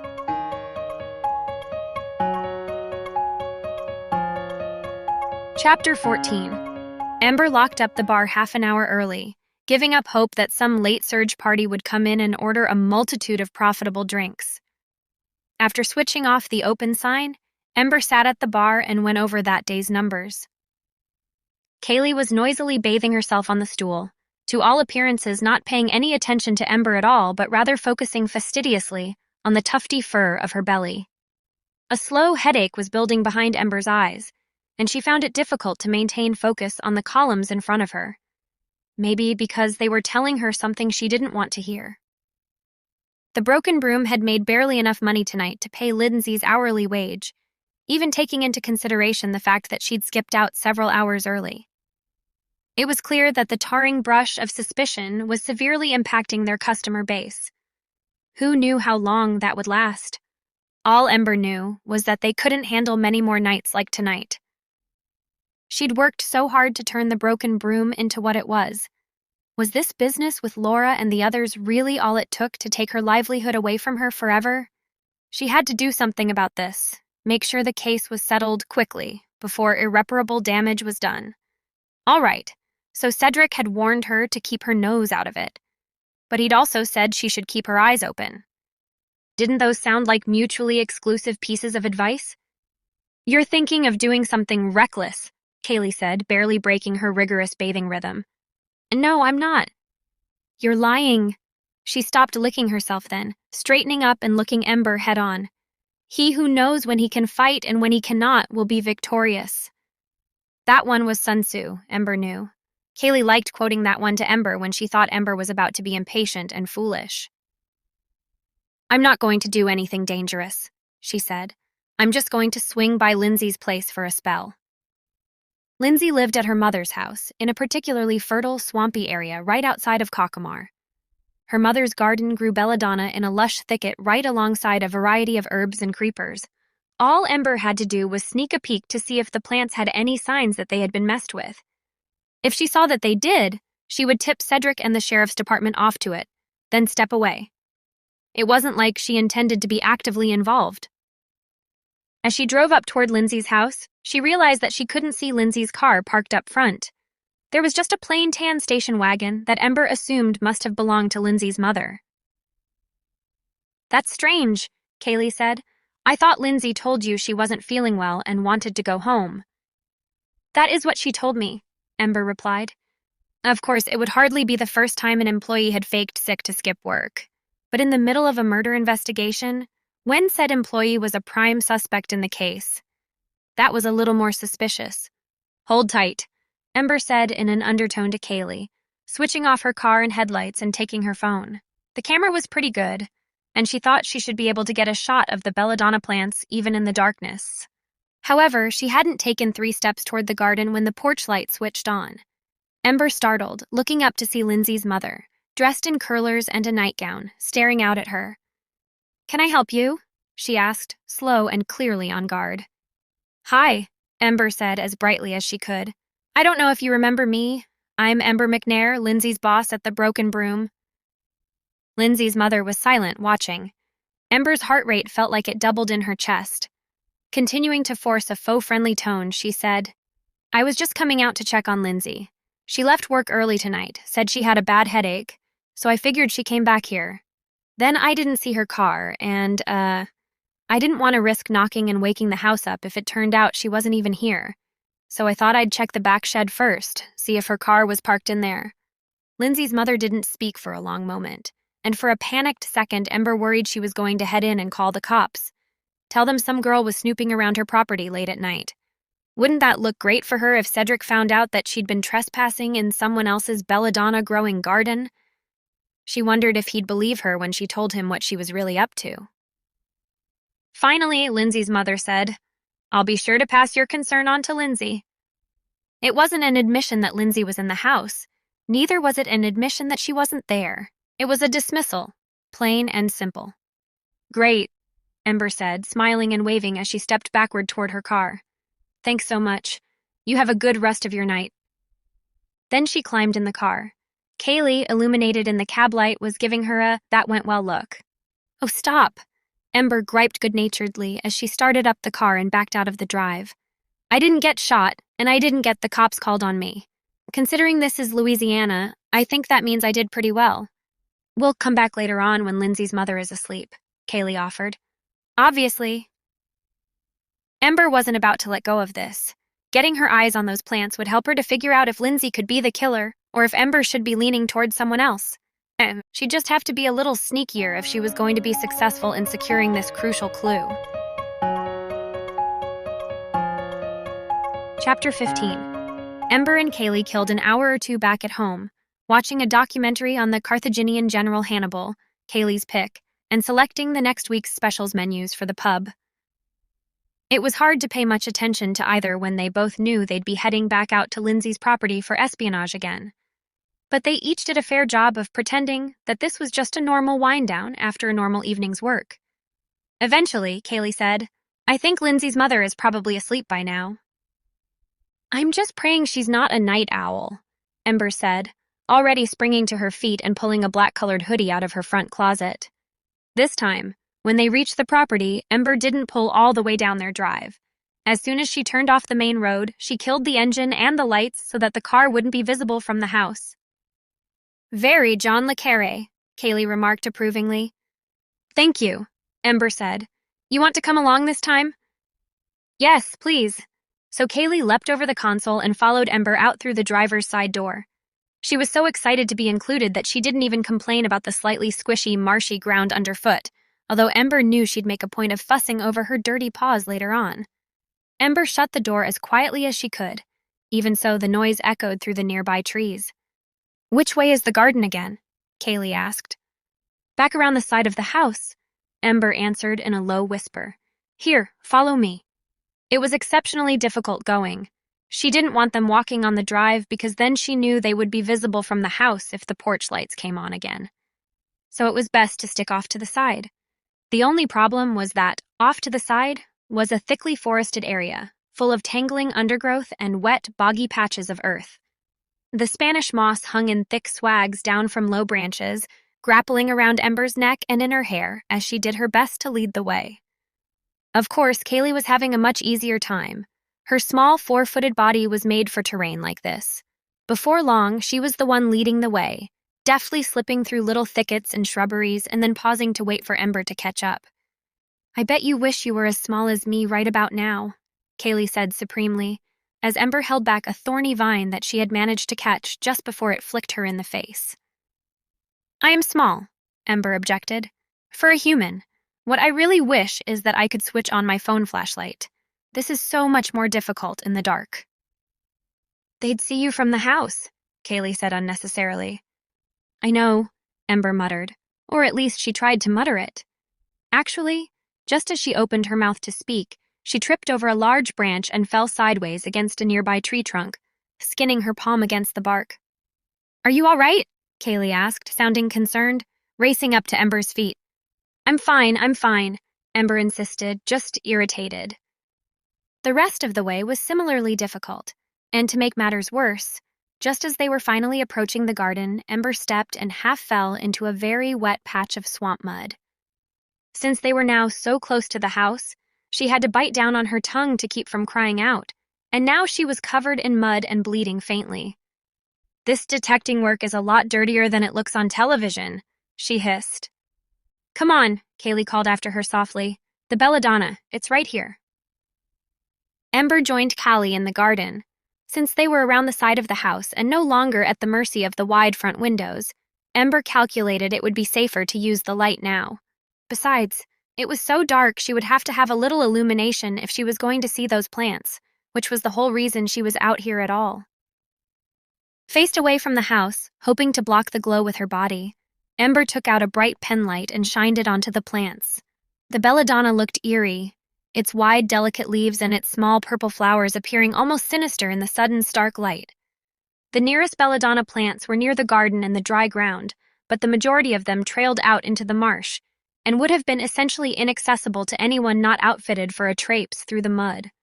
The nearby plants looked untouched, intact, and full of ripe berries.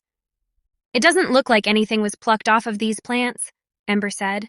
She snapped a handful of photos on her phone just in case there was something she was missing now, spooked and trespassing in the middle of the night. She'd be able to check out the pictures in greater detail later. Even so, she knew deep down that these plants hadn't been the source of the belladonna that had poisoned Laura and the others. She and Kaylee made their way back to the car. It wasn't any easier going back than it had been coming up. If anything, the fact that Ember hadn't learned anything definitive made her motivation sink, which in turn made the going all that much worse. Now, all that was motivating her was the thought of a big, cozy blanket and a cup of sleepy tea. Once they were safely back in the car, heading toward home, Kaylee spoke up. "Just because those plants weren't tampered with doesn't mean that the others weren't. The ones further in the swamp?" "No," Ember agreed. "Lindsay might have chosen the ones further out because she knew the plants closer to the garden might be inspected once the cause of death was identified." "So we didn't learn anything tonight?" Ember shrugged. "I guess we learned that it's a tiny bit less likely that Lindsay killed those women." They were quiet a while. Ember knew they were both half grateful at the thought that Lindsay might not be guilty after all. Ember liked Lindsay, and Kaylee did too, even if she was a mundane human and Kaylee wasn't allowed to speak around her. But the question remained, if it wasn't Lindsay who killed all those people, then who else could it have been? I hope you're enjoying this reading of Dramatic Paws. If you like this, then please hit that subscribe and like button. It lets me build up enough momentum to send out the next book. We want to release 2 books a week and do it for free, so your hitting that subscribe button really helps. Thank you for your support. Now back to our book. Chapter 16. Late the next morning, Ember woke still feeling tired and sore from her adventures, snooping around Lindsay's house the night before. She lingered a while in bed, watching the clock on her bedside table inch closer to the time she would need to depart for work, wondering if she should even bother opening up the pub today. It's not like they would be getting enough customers to make it worth her while. "Stop feeling sorry for yourself," Kaylee chided her, pouncing up onto Ember's sternum in a way that knocked some of the breath out of her with a guttural oof. "Tell your staff they've got the day off, that you can handle the current customer stream yourself and designate one of them. Maybe not Lindsay, all things considered, to be on call. Then pick yourself up and head into work." "And just hang around an empty shop all day? That sounds fun," she said, but she knew she was being petulant. She was already shifting Kaylee off of her and onto the duvet and sitting up in bed. "Bring a book," Kaylee advised. "You know I have several recommendations to add to your to-read pile." Ember smiled. She'd already read more philosophy books at Kaylee's suggestion than she could really wrap her mind around. Maybe it was time to revisit Lolly Willow's. "And besides, I'm coming in with you," Kaylee said. "Surely I'm company enough." The brunch hour wasn't quite as dead as Ember expected. No one came in to eat, but she got a couple of takeout orders, and the countertop dessert and pastry stand was half empty by the early afternoon. The customers who came in acted maybe a little cagey around her, and she definitely caught one of them taking a big sniff of the cheese and berry Danish she'd bought before taking a bite. But a sale was a sale, and Ember couldn't afford to be offended. "Like she'd know what a poisoned Danish smelled like anyway," Kaylee said irritably, slinking around from behind the bar when the door had closed behind that particular customer. Kaylee mostly hid out away from sight when there were customers in the shop. Sometimes she was feeling lazy enough not to bother, but Ember had asked her to be on extra good behavior today. She didn't need to throw in trouble with the Louisiana Department of Health's Retail Food Inspection Office, not on top of the holdup with the liquor license, the dwindling customer base, and the murder investigation. But neither of them noticed the door open again, not until a loud voice called out, "Is that a cat?" Kaylee jumped and ran back to hide behind the bar again. Ember turned swiftly to the person who was just walking in. It was Kara, taking off her sunglasses as she stepped in from the sunny light outside. "Huh?" Ember asked, figuring if she played dumb, Kara might think her glimpse of Kaylee was just a trick of the sudden change in light. Kara pursed her lips, suspicious for a moment, then evidently let it go. Today she was dressed in an impeccable fuchsia skirt suit set, a matching bag dangling from her bent elbow.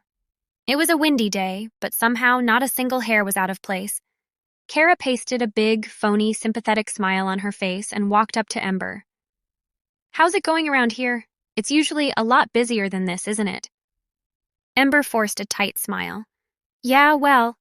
Then, incapable of coming up with a good excuse, she echoed Sage's hollow attempt from last night. "It's a weekday." "I never have problems at my shop, even on a weekday," Kara said breezily. "Then again, people have to drink. Though I guess they're probably going to be drinking at home for a little while." "Guess so. Since I saw your pub was closed up early last night." She gave Ember a wide-eyed, sad-faced look that set Ember's nerves on edge. "What were you doing dropping by my pub last night?" "Same thing I'm doing right now, of course," she said, switching into sales mode just like that. "Truth is, I've got a new brand of wine coming in that you will absolutely love. I thought you might start featuring it here as some kind of house option." Sounded like a big investment. More than Ember could afford right now, honestly. But Kara was like a pit bull with her sales. Once she latched on, it was hard to get her to let up. "I don't know," Ember said as casually as she could manage. "Now might not be quite the right time." "Oh, but it's exactly the right time," Kara interrupted. "Don't you think a fun event like the launch of a new wine brand might be just what it'll take to fill this pub right up again?" Frankly, Ember thought the everyday residents of Cockamar were less likely than Kara calculated to consider a new wine label debuting at their local pub was anything worth turning out in droves for. It took her a while of rebuffing Kara's enthusiasm to get her to back off the idea. By the time she'd managed the onerous task, Kara was sniffing a little, clearly bitter. "You know," Kara said, looking around the broken broom with a curious sparkle in her eye, "Jeffrey mentioned that you might be having a little trouble with renewing your alcohol license. It would be a shame if your orders to my shop dried up." "Yes," Ember said tersely, "it sure would. You might not know this, but Jeffrey had been involved with Sheila, one of the women in the crash." "Sure, I knew." Kara stepped in and added in a conspiratorial tone, "But did you know that Jeffrey had tried to end it?" Suddenly, Ember found herself very interested in Kara's gossip. "He had?" Kara smirked, clearly pleased at Ember's enthusiasm. "I heard she was essentially blackmailing him to keep going out with her. He was paying for her apartment, you see. She didn't want to lose that good, lucrative little setup she'd got for herself." Ember wanted to ask more, but Kara's phone chirped right at that second, and she looked down at it and rolled her eyes. "Duty calls," she said, popping her sunglasses on again and turning for the door. "You just let me know if you change your mind about that wine. I've sampled them all, and I can tell you that they're simply to die for."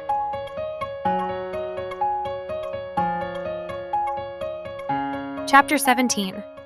Since there was no one hanging around the pub, Ember decided to run out to grab a quick lunch. She phoned in an order at a little sandwich shop down the street, then locked up, hung the back in 15 minutes sign, and went out for a little stroll, hoping to enjoy the sunshine. There was a sweet, light smell in the air, and somewhere not far off, birds were singing. Ember had always found downtown Cockamar charming. It was just small town enough to feel idyllic in its little brickwork storefronts and light, vintage architectural flourishes, and was just country enough to feel vaguely pastoral, not to interfere with that gentle, buzzing power Ember felt when her magic was really connected to the land. Ember tried to enjoy her walk, focusing on the things she loved about this town. However, it was a little hard to focus when she realized how many people were out and about. People she knew well, had known for years, were carefully avoiding her gaze, pointedly failing to provide the customary southern wave of polite recognition. The sandwich place she'd ordered from was full to bursting, bodies filling all the tables inside as well as the little round tables out front. Ember had to join the end of a long line to wait her turn to pick up her order. The man who came up after her in the line was facing purposefully away, so it took Ember a moment to recognize him. "Jeffrey," she said, tapping his arm. He recoiled like he'd been hit. She held up both her hands, a little startled at his reaction. "It's just me."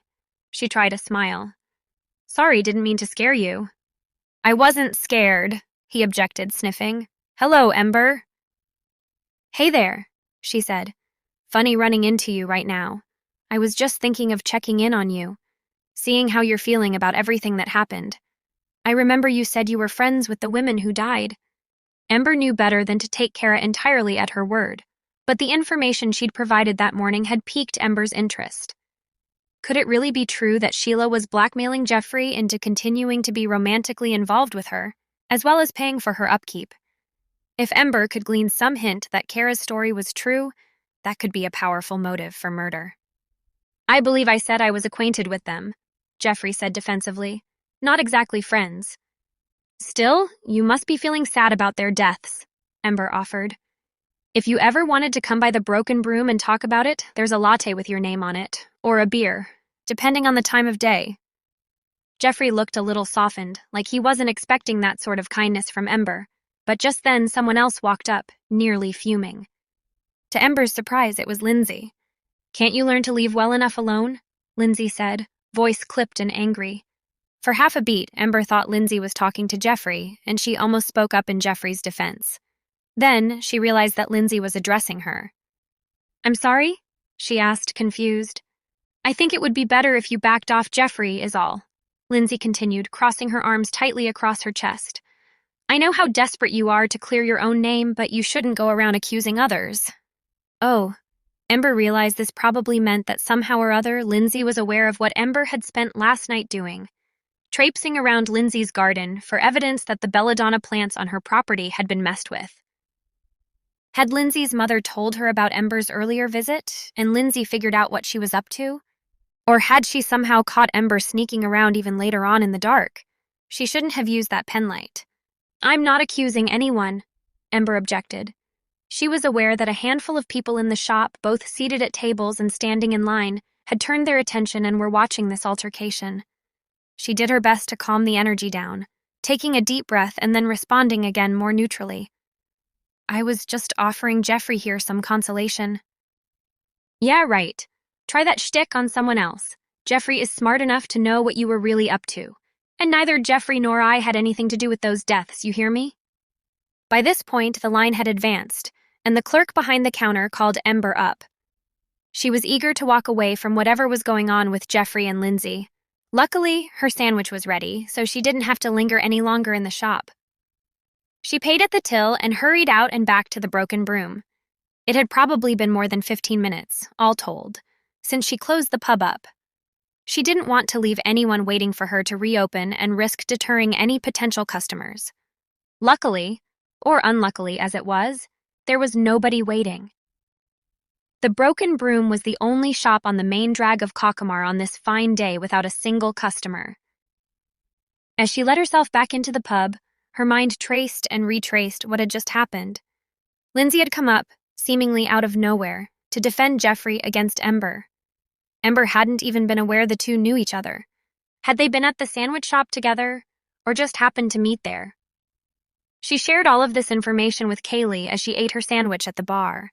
Kaylee listened, sniffing around the potato chips until Ember finally relented and opened the bag so Kaylee could crunch one happily between her teeth. "You've been thinking of them both as potential suspects in the murder," Kaylee offered eventually, after Ember had gotten the entire story out. "Isn't it possible they were working in concert together?" Now that was a thought Ember hadn't considered.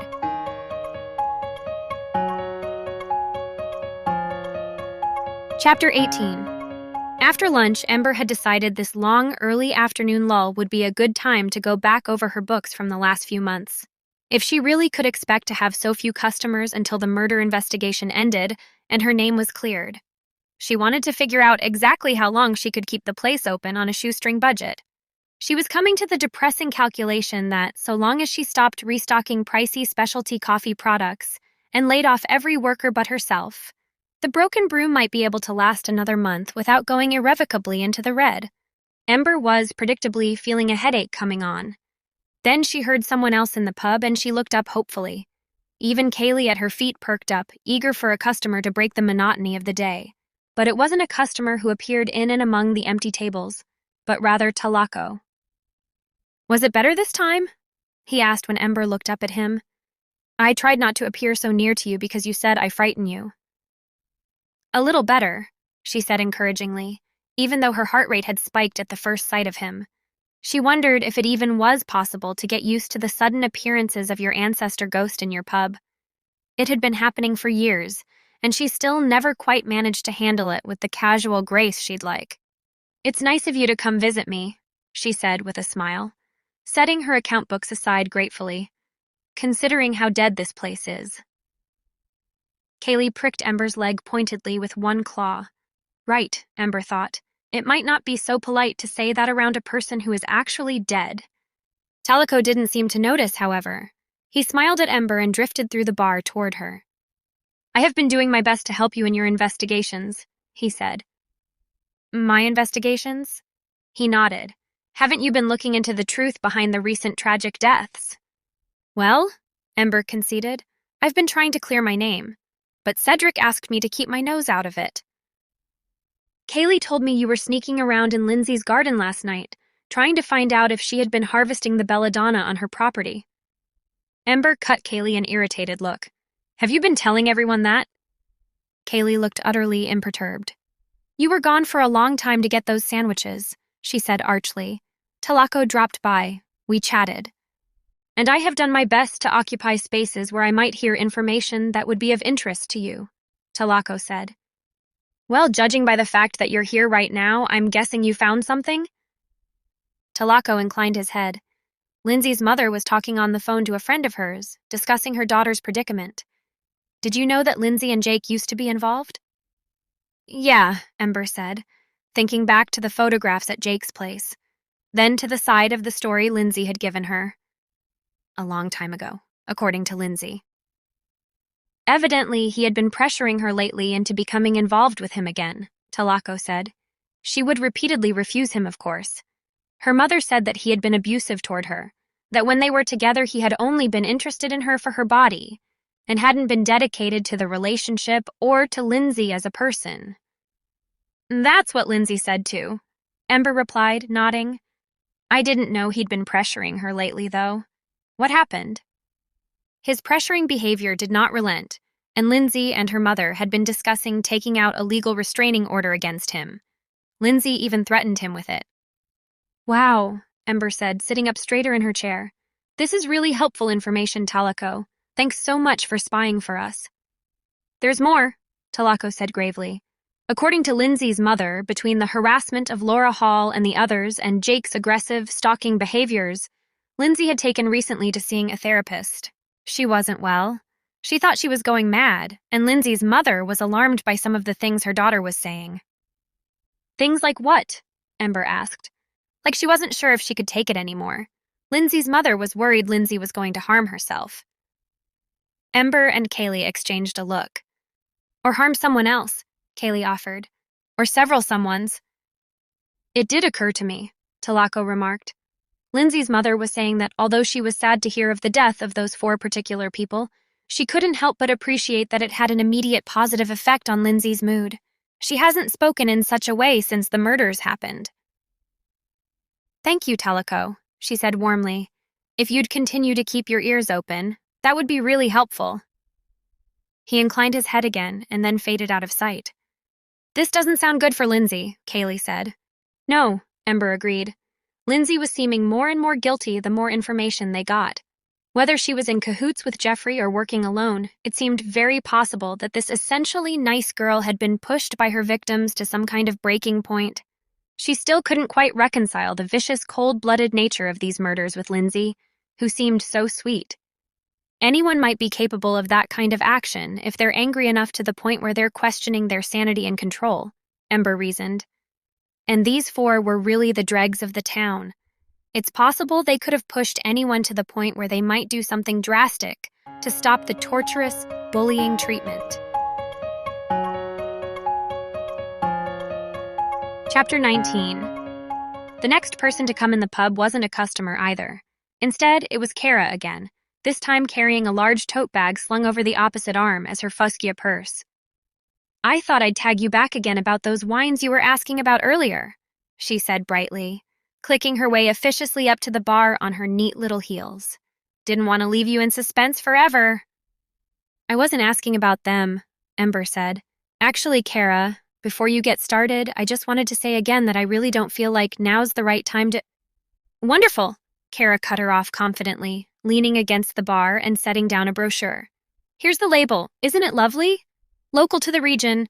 And here's all the tasting recommendations, each type they make, the bouquets and undertones and all that fun. They've even got a little pairing menu with a couple of recommended recipes on the back, little crudities and so on. Now isn't that fun? Ember didn't spare the brochure a glance. It had all the feeling of a baited hook, and she couldn't help thinking if she so much as looked down at it, she'd be wriggling at the end of Kara's line until Kara decided to release her. Listen, Ember said, sliding the brochure back toward Kara. I really appreciate your help, and I do know that you have the Broken Broom's best interests at heart. Why, of course I do. She touched her hand to her heart and beamed. You're just about my best customer. It would be something terrible for this town if an institution like the Broken Broom had to close up shop because of such a silly little thing. Ember wasn't about to agree that a quadruple murder was a silly little thing, though she was a little grateful to Kara that one person at least wasn't making a huge deal about the pub's role in the deaths or Ember's possible culpability. Listen, we can settle this right quick, Kara said, pushing back into sales mode without taking a breath. She hoisted the tote bag up and onto the bar. It clinked ominously. Kara, you don't have bottles in there, do you? Ember asked, nervous. Of course I do. I would never expect you to order something you hadn't even taken a taste of, would I? You might think I was trying to push off any awful old swill onto you. I thought we might do a little tasting right here and now, give you a chance to be swept away by the flavors. Kara, Ember began. These are my favorite too. An oaky Pinot Noir and a gorgeous Sauvignon Blanc. Light and fruity. That Blanc is fresh from my cooler. It's a bit stuffy in here, wouldn't you say? I bet a nice, perfectly chilled white is just what the doctor ordered. She kissed her fingers, Italian chef style. No, I couldn't possibly, Ember said. I've got to work the rest of the night. I wouldn't be able to do it after I had a drink. Kara's face fell slightly. She had evidently just started to process Ember's refusal. Is that so? Ember nodded, eager to have finally gotten Kara's attention. Oh yeah, it puts me right to sleep. And besides, listen, I'm really sorry to say this. I do love ordering from you and supporting local business and wineries, but the fact of the matter is that I really cannot afford to bring in a new label right now. She waved a hand around at the empty pub as if to punctuate her point. Kara pursed her lips, glancing around at all the empty chairs and tables. Well, all right, she said slowly. If you say so. Ember hoped Kara might leave then and there, but she lingered a while longer. You don't think you'll have to close up because of all this mess, do you? She asked, sounding surprisingly sympathetic. Ember shrugged, heaving a sigh. I don't know, she confessed. It isn't looking good. It's just awful, Kara said. You'd think the town would be better off without all that hatefulness those ladies brought to it. But we're certainly not better off if we're in danger of losing this place. It's all down to this case, Ember said heavily. People in town are suspicious of me, of the pub in general. But I didn't do anything wrong, and that'll come out eventually. If it can be resolved soon, I'm sure we'll be back and booming anytime. Kara smiled at Ember. And then we'll have a tasting, all right? Ember inclined her head, happy enough to relent to that request. Once all this mess was over, hopefully then she'd have enough energy and gratitude to handle even someone as intense as Kara. Well, best of luck on figuring out the case, Kara said, dropping Ember a wink. I know you're keeping your nose out of it, and letting the sheriff do all the heavy lifting, of course. But if you happen to see anything suspicious going on, maybe amongst your own employees... Ember blinked, surprised. Kara suspected Lindsay, too? Did Kara know about something that Ember didn't? Or was she just responding to the same town rumor mill that everyone seemed to be tapped into? You just call if you change your mind, she said again, just as she had that morning. And, as had been the case in the morning, Ember was almost certain Kara would drop by sometime soon whether Ember did call or not.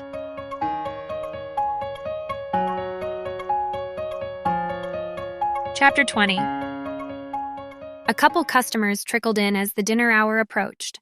None of them chose to dine in the shop, but Ember was grateful at least for the opportunity to head back to the kitchenette and prepare some food for them. She packaged their order into to-go boxes and then went to meet them at the till for payment. That was when she noticed Sheriff Jameson lingering near the door, clearly waiting for the customers to finish their transaction and leave. She blushed, flustered at his sudden appearance.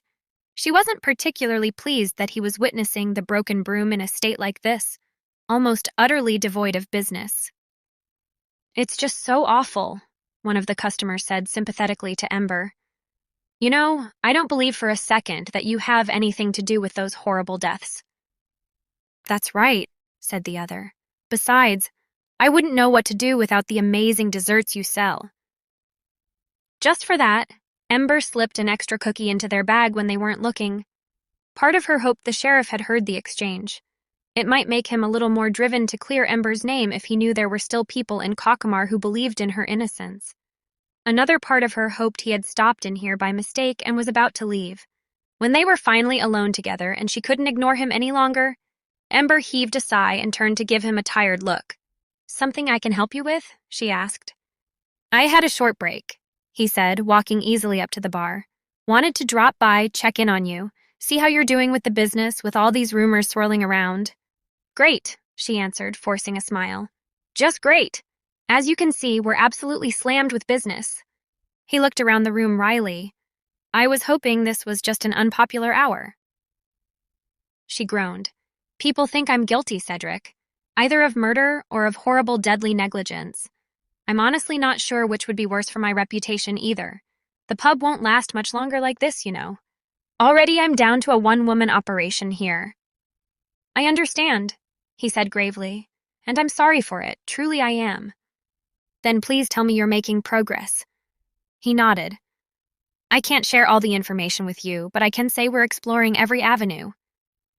"Then explore faster," she pleaded. "What about Lindsay and Jeffrey? You've been looking into them?" His small, tight frown was answer enough. She huffed in irritation. "It's a good lead, and you know it." She started to count off on her fingers. "Motive means opportunity. Did you know Jeffrey was being blackmailed by Sheila?" Cedric straightened up, listening. "Where'd you hear that?" Ember hesitated, not sure whether admitting she'd heard that information from Kara would do her any favors. So instead, she simply said vaguely, "Oh, you know, rumor mill, everyone's saying it." It wasn't quite a lie. If Kara was putting it around, then surely everyone would be saying it before long. It was only a matter of time before Cedric picked that intel up. Cedric was quiet a moment. He was giving Ember a strange look, like there was something he wanted to say to her, but he couldn't figure out quite how to say it. Strangely, her magic wasn't any help to her in identifying how he was feeling. Usually, she had a powerful magical intuition that allowed her to sense others' emotions. But all Cedric was giving off right now was unreadable emotional static. After a long pause, he said, in a slow, measured voice, "All right, I've been planning to look into them, and I will. You have my word." It wasn't what he'd been about to say, that much she could tell. She was tempted to ask him what he was thinking, what he wasn't telling her, but she didn't want to risk alienating him. Not when there was so much at stake in this investigation. "Great," she said. "Thanks, I mean it." Despite Cedric's promise to investigate Jeffrey and Lindsay more closely, Ember couldn't help feeling impatient. If she wanted to find definitive evidence of their involvement, she had the distinct sense that she ought to be looking into both of them herself. She'd already snuck around Lindsay's place in the night. Now she felt it was time to get a better sense of how Jeffrey lived. So that night, after closing up the pub, Ember waited until she was sure Jeffrey and his wife would both be asleep, and then poofed into his house. She'd assumed that both of the house's occupants would be asleep in the bedroom upstairs, and therefore that she would be free to roam the ground floor. However, no sooner had she materialized inside the front door than she heard a loud, distinct snore come from the living room sofa. Carefully on tiptoe, she edged closer to the sofa. It was unmistakably Jeffrey sleeping there, half swaddled in a tangle of spare, mismatched sheets, a stray throw pillow cradled under his head. Interesting, she thought. If she'd taken Kaylee with her, her familiar would be cautioning her that perhaps it was best to leave now, so she wouldn't risk getting caught. Which was one of the reasons she'd been sure to leave Kaylee behind for this particular adventure. Rolling her steps so she wouldn't make a sound, Ember picked her way through the house, letting herself into the study that led off from the living room.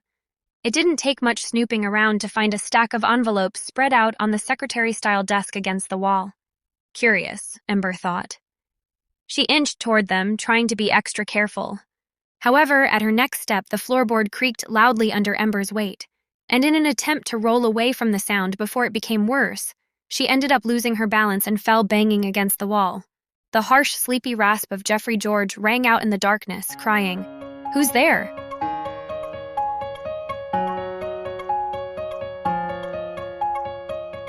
Chapter 21. The sound of Jeffrey's voice froze Ember to the spot. Her heart was banging in her chest and her tummy did a cartwheel, but all the while she stared at the desk. Ember held her breath as she slowly reached towards the envelopes, which, she noticed, were addressed to Jeffrey's wife. Her fingertips touched the first envelope, but she held still as a shadow began to approach the doorway. She was out of time. With a frustrated grinding of her teeth, she poofed out of the office, leaving Jeffrey looking bewildered and scratching at his balding head, while sniffing the air suspiciously. Her apartment felt warm as she arrived in the kitchen by the old stove. She moved through each room in the apartment, stretching to her full height, opening windows to let in the cool night air. "And where have you been, young lady?" Kaylee meowed as she lifted her behind off her cushion by the fireplace in the lounge. Ember dropped her body onto the nearby sofa. Her limbs felt heavy. Her eyelids felt heavy. Her heart felt heavy. "I wanted to see if there was anything I could find to help with the investigation," she said with dejection in her tone. "If I help find out who did do this, maybe I'll be able to get my life and reputation back." Kaylee moved off her cushion and crept onto Ember's lap to allow her to stroke her thick fur. Ember smiled. "Thanks, Kaylee. You know how much stroking you helps me to relax." Kaylee gave a guttural purring sound. "I suppose one must sacrifice for those we love." Ember sniggered and tapped the cheeky cat on her head. "So where did you go?" Kaylee asked with a yawn. "I went to Jeffrey George's house to see if I could find anything that would implicate him in the murders." "So did you find anything?" "Apart from the fact that Mrs. George has relegated Jeffrey to the sofa," she said, looking down at Kaylee. "So she must know about his affair with Sheila." "Maybe it wasn't Sheila she found out about?" "Fair point. That man does like to put it about a bit. I can't see the attraction myself, and if you'd seen him all sweaty and disheveled in his pajamas, I think you'd agree." "Maybe you can wait for an opportunity to go back, like when he's at work." "I could try, I suppose. There were some envelopes strewn across the desk in the office that were addressed to Mrs. George. I wanted to find out what was in them, but I slipped and woke him up. He reached the office door before I could snatch them." "You know what Sun Tzu says," said Kaylee. Ember sighed. "I should know by now. Opportunities multiply as they are seized." Ember made a face. "And naughty witches are seized by the police when they are caught taking advantage of illegal opportunities." Kaylee stood, shook her head, and patted her way back to her cushion. "You know for a witch, you have no moxie." "I have moxie. I have plenty of moxie," Ember said defiantly, pushing herself off the sofa and striding towards the kitchen. She filled the kettle for some tea and sat at the kitchen table. Kaylee appeared in the doorway. "Are you feeling all right?" she asked as she leapt onto one of the chairs. "I didn't mean to upset you. I know you have moxie. In fact, you're the moxiest person I know. Always going for what you want." Ember looked at her familiar and smiled. "I'm okay. It's just been a stressful week. I know that Cedric will find the real killer without me." Kaylee tilted her head. "You do remember that I can sense when you're lying?" "Yes, and it's very annoying," Ember said with a smile. They sat in silence for a moment. Ember's mind drifted to her earlier escapade until the whistle of the kettle brought her mind back to the kitchen. She placed a chamomile tea bag into her cup and poured the water over it. "I can't help but wonder if Jeffrey's wife knew he was cheating. Why would he need to kill Sheila to keep her quiet?" Kaylee was busy cleaning her face with her paw. She paused and thought for a moment. Maybe he wanted revenge? She was blackmailing him, wasn't she? Ember sipped her tea. Yes, according to Kara, she wanted him to keep seeing her and paying for her apartment. That woman should have more respect for herself. Ember laughed and pushed her teacup to one side. She could really use a cup of coffee, but it was far too late for caffeine. She eyed the bottle of red wine in her wine rack and dismissed it. "Do you still think Lindsay was in on it?" Kaylee had finished cleaning her face and was now checking her tail. Ember placed her index finger on her nose and sighed while she thought. I hope Lindsay didn't have anything to do with killing those people, but I haven't found any solid evidence of her innocence. Although, she continued, there's no solid evidence that I'm not the one who killed 4 of my customers either. Kaylee hopped onto the tabletop. You know, Ember said, her finger still wriggling the end of her nose. I have a feeling I'm missing something, but I can't put my finger on it. Shame it's not a cute nose, Kaylee mumbled before sniggering at her own joke. Ember, quickly realizing what she meant, took her finger away and grinned. I can't help it. It's a habit I picked up at school. Kaylee shrugged her shoulders. It's cute. Ember shook her head and laughed. Well, I'm off to bed. There's something I'm not seeing in this case, and a good night's sleep will help clear my head. Tomorrow is a new day, and hopefully by the end of it, I will no longer be a murder suspect.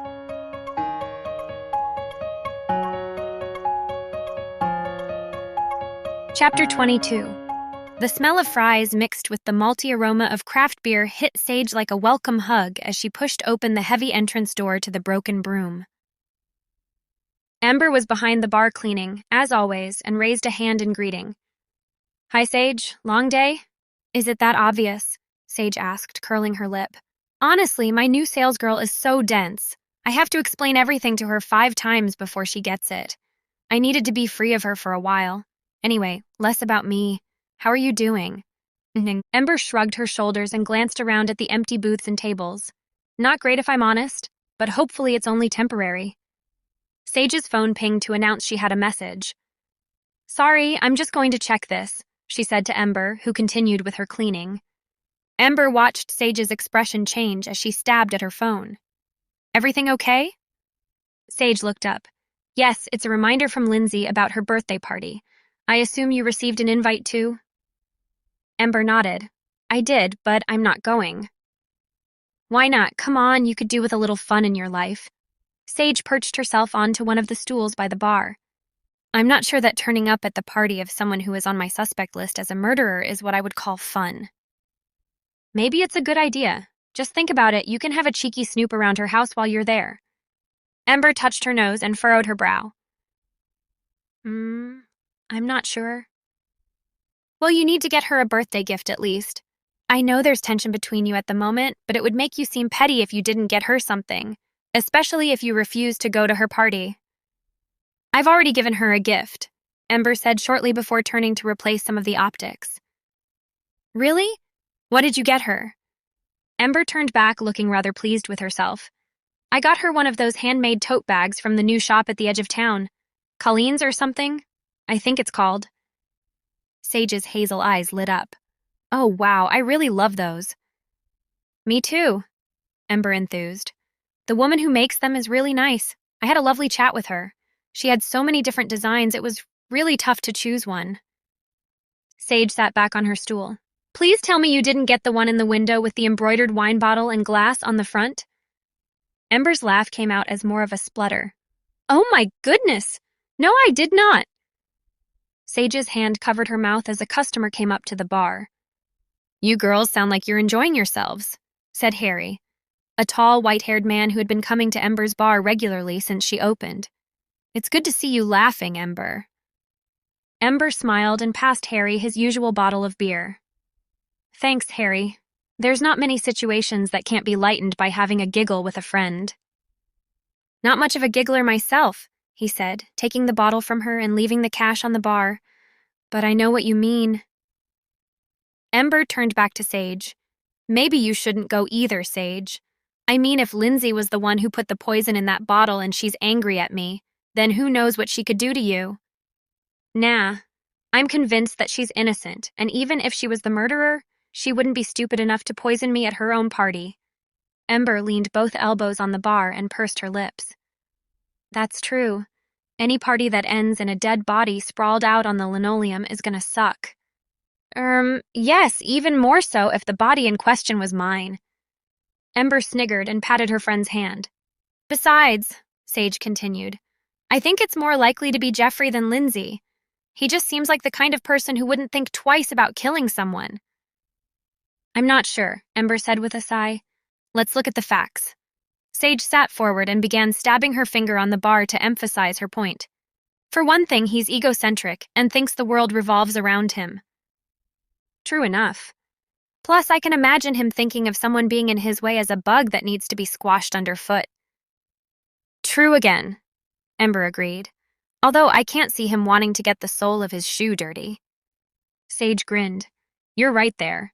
He wouldn't want anything ruining his Prada loafers. That's what's bugging me about him as a suspect, said Ember. The fact that I think he would choose a more violent method if he was to kill someone. I can imagine that he would want them to know it was him before they died. He'd want them to see his face and watch him stab them with a knife or something equally aggressive. Sage nodded in agreement. You may have a point. I could see him loving that kind of masculine power. Exactly, Ember said, picking up her drying cloth. Plus, about 70% of all poisonings are carried out by women, so he doesn't fit the profile. Sage narrowed her eyes. Really, is that a fact, or did you just make it up? I think I may have read it somewhere, but let's face it, it's probably true. Well, I think we should put him at the top of the suspect list, said Sage. Ember pulled out a pad from under the bar. You know, I think you could be right.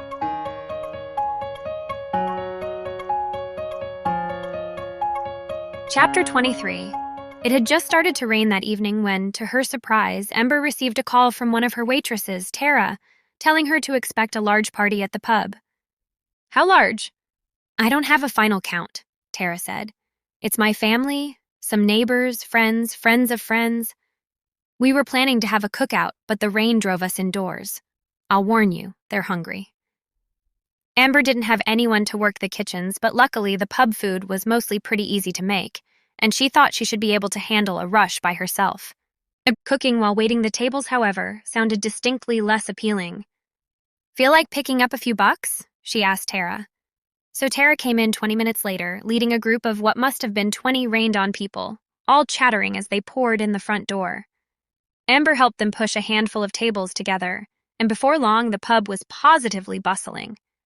If Ember closed her eyes and just listened to the sounds of so many people chatting and enjoying themselves, she could almost pretend it was the old days again. Kaylee gave Ember a dirty look from the shelf under the bar where she was curled up behind some unopened rolls of receipt paper. The truth was that she'd been enjoying all of this one-on-one time with Ember, where she could roam the pub and talk openly. Now that she had to put on her normal cat act, and a hidden cat at that, she was feeling a little irritated. You just stay put, Ember told Kaylee in an undertone, scratching her chin. I'm sure they won't be long. Once Tara brought up her family's orders, Ember got started preparing the food. Working together, the two carried the plates out to the waiting customers, who thanked them warmly and then dug in. After that, Tara lingered around the table, joining in the chatter, and Ember hung out in the kitchen to give the family some privacy, helping herself to a glass of iced raspberry tea. I need an apple teeny, Tara said, coming up to the bar. They're Aunt Midge's favorites. She says she loves the way we do them here. You want to shake it up? Ember asked. Tara shrugged. I don't know how. All right, I'll show you. Ember left her glass of tea behind and went into the bar with Tara. She showed her the proper way to mix one of their specialty apple teenies, then poured it into a tall martini glass and sent Tara with it back to her family. Then she returned to the kitchen, planning on putting down a fresh basket of fries. The way Tara's family was making its way through their current orders, she thought they might be requesting a refill soon. Before she lowered the basket into the fryer, however, she reached out for the tea she'd left on the counter. Just then, Kaylee leapt up onto the kitchen counter and smacked the glass with one paw, hard enough to send it spilling out over the counter. What in the world? Ember asked, looking at Kaylee, startled. Kaylee, dutifully playing her method cat role, meowed significantly, gesturing toward the glass's spilled contents with a glance. The tea had already spilled out in a large puddle that was spreading rapidly across the counter and dripping onto the floor. What remained in the glass, in and amongst the cubes of ice, was a sludgy, dark, syrupy substance. Ember knew the tea recipe well. She had made this batch herself. There was nothing like that in the entire process. Everything all right? Tara called back into the kitchen. Yes, Ember shouted, struggling to keep her voice from shaking. Just fine. You folks need anything out there? Some more fries would be great, Tara said, then whisked away, back to the tables. The last thing Ember needed was for the only customer she'd had all night to hear that there had been a poisoning attempt in the pub while they were enjoying their sodas and appletinis. Still, Cedric had to hear about this right away. After she started the French fries, she pulled out her cell phone and gave him a call. As she waited for him to pick up, she walked across the kitchen, checking the back door that led out into the alley behind the pub. It was unlocked. Luckily, Cedric was sensitive to Ember's request that he and his forensic team enter discreetly. They came in the back way, and Ember was able to close up the kitchen door so that her customers could be none the wiser. The customers finished their meal and thanked Ember for hosting such a large group at such short notice. "Why don't you go with them?" Ember asked as they started trickling out of the shop. "Don't you want help bussing the table?" No, Ember said, eager that Tara shouldn't enter the kitchen while Cedric and his team were in there. "I'll handle it. You just take the tip and have a nice night." Luckily, Tara didn't push her on it. Within minutes, the main floor of the pub was empty again. After a minute, Cedric came out through the kitchen door. "Is everyone gone?" Ember nodded, then started stacking the plates so she could take them back to the kitchen to be washed later. Cedric sighed and raked his fingers anxiously through his hair. "All right, the forensic guys are taking the glass and its contents. Preliminary test says it's probably belladonna toxins in there. You said Callie saved you?" "She sensed it," Ember said. "She knocked it over before I could drink it. Then it wasn't in the drink to begin with." Ember shot him a dull look. "I don't serve belladonna in my raspberry tea, Cedric, despite what people in town might say. I'm just checking on the timeline. Someone must have come in, poisoned your drink, and then left by way of that back door, all while you were mixing up that cocktail." He took in a deep breath, then let it out as a noisy sigh. "You'd better be careful, Ember. It's pretty clear to me that someone thinks you're getting a little too close to the truth behind this case."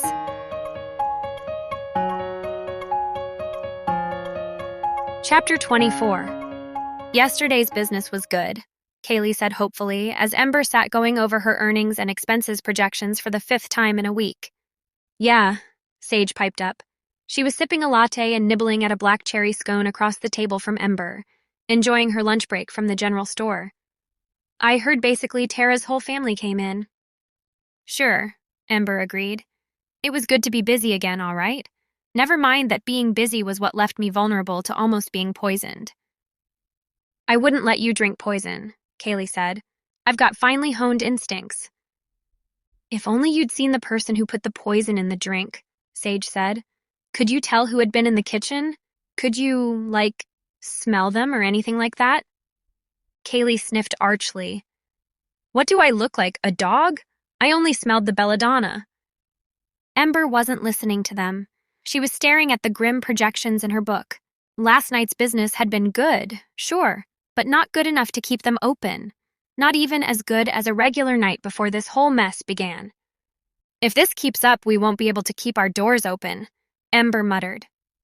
Talako, who had been hovering nearby for a while, made a mournful sound.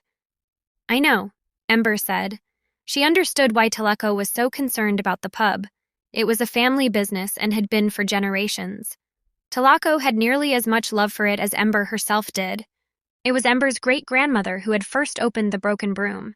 It still held some of that wonderfully old-fashioned charm. Throughout all her childhood, Ember had felt like stepping into the Broken Broom was as special and magical as stepping into an entirely different place and time. The pub didn't become any less special over the years, even as Ember had grown old enough to take on the responsibilities of running the place herself. If anything, it had just become more magical and special, more of a vital connection to her family's past, and her own, and the history of Cockamar. "You'll be all right," Kaylee said, stepping on top of the accounting books as though she was trying to block their bad news with her fluffy body.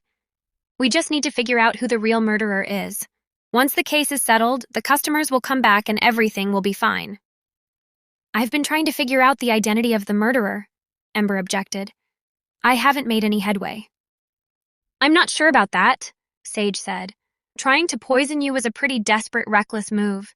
The killer wouldn't have risked something like that unless they were worried that you were getting closer to the truth."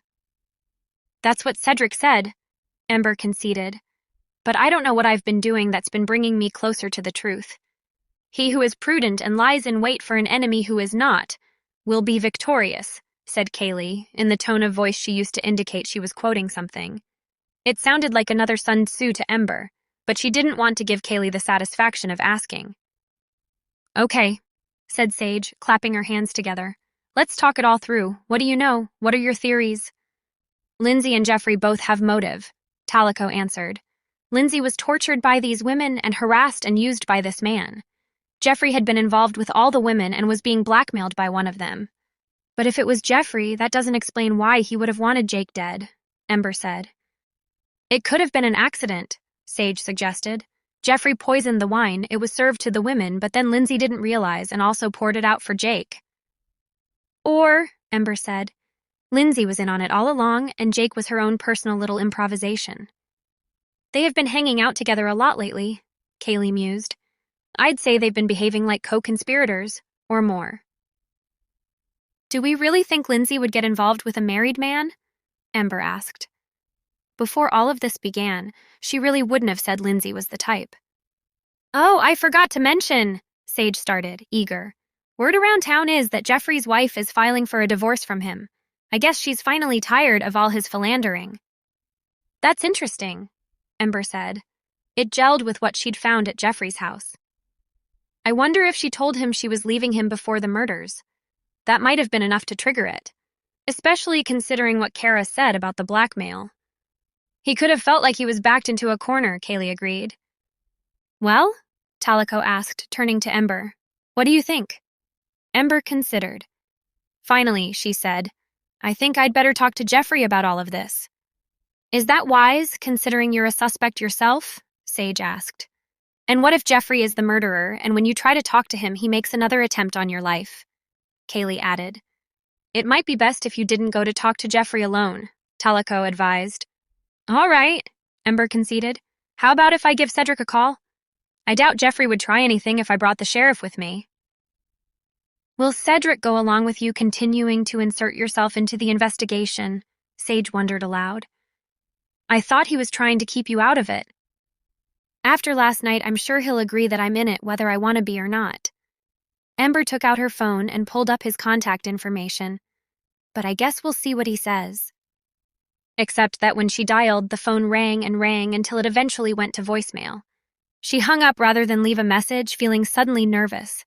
Cedric almost always answered her calls, and after last night's emergency, wouldn't he have been even more sensitive to picking up calls from Ember, knowing someone was potentially trying to kill her?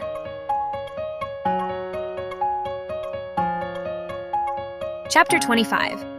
After cheerful goodbyes, Sage left the broken broomstick. Ember stared at the fluffy cat on her paperwork, trying to decide what she should do. Cedric not answering her really threw her for a loop. Maybe he's on a call, she said out loud to Kaylee and Talico. Not able to sit still any longer, Ember got to her feet and made her way to the door, grabbing her keys on the way. She was going to pay Jeffrey a visit. Ember was not surprised when Kaylee trotted after her, evidently set on following her to Jeffrey's. The cat let out a soft meow when they arrived. I know what I'm doing.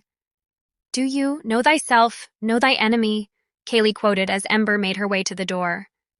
Just a moment, Jeffrey called from behind the door that Ember knocked on. Looking around, Ember kept herself on high alert. Ember, what are you doing here? Jeffrey asked, surprised to find her standing on the other side of the door.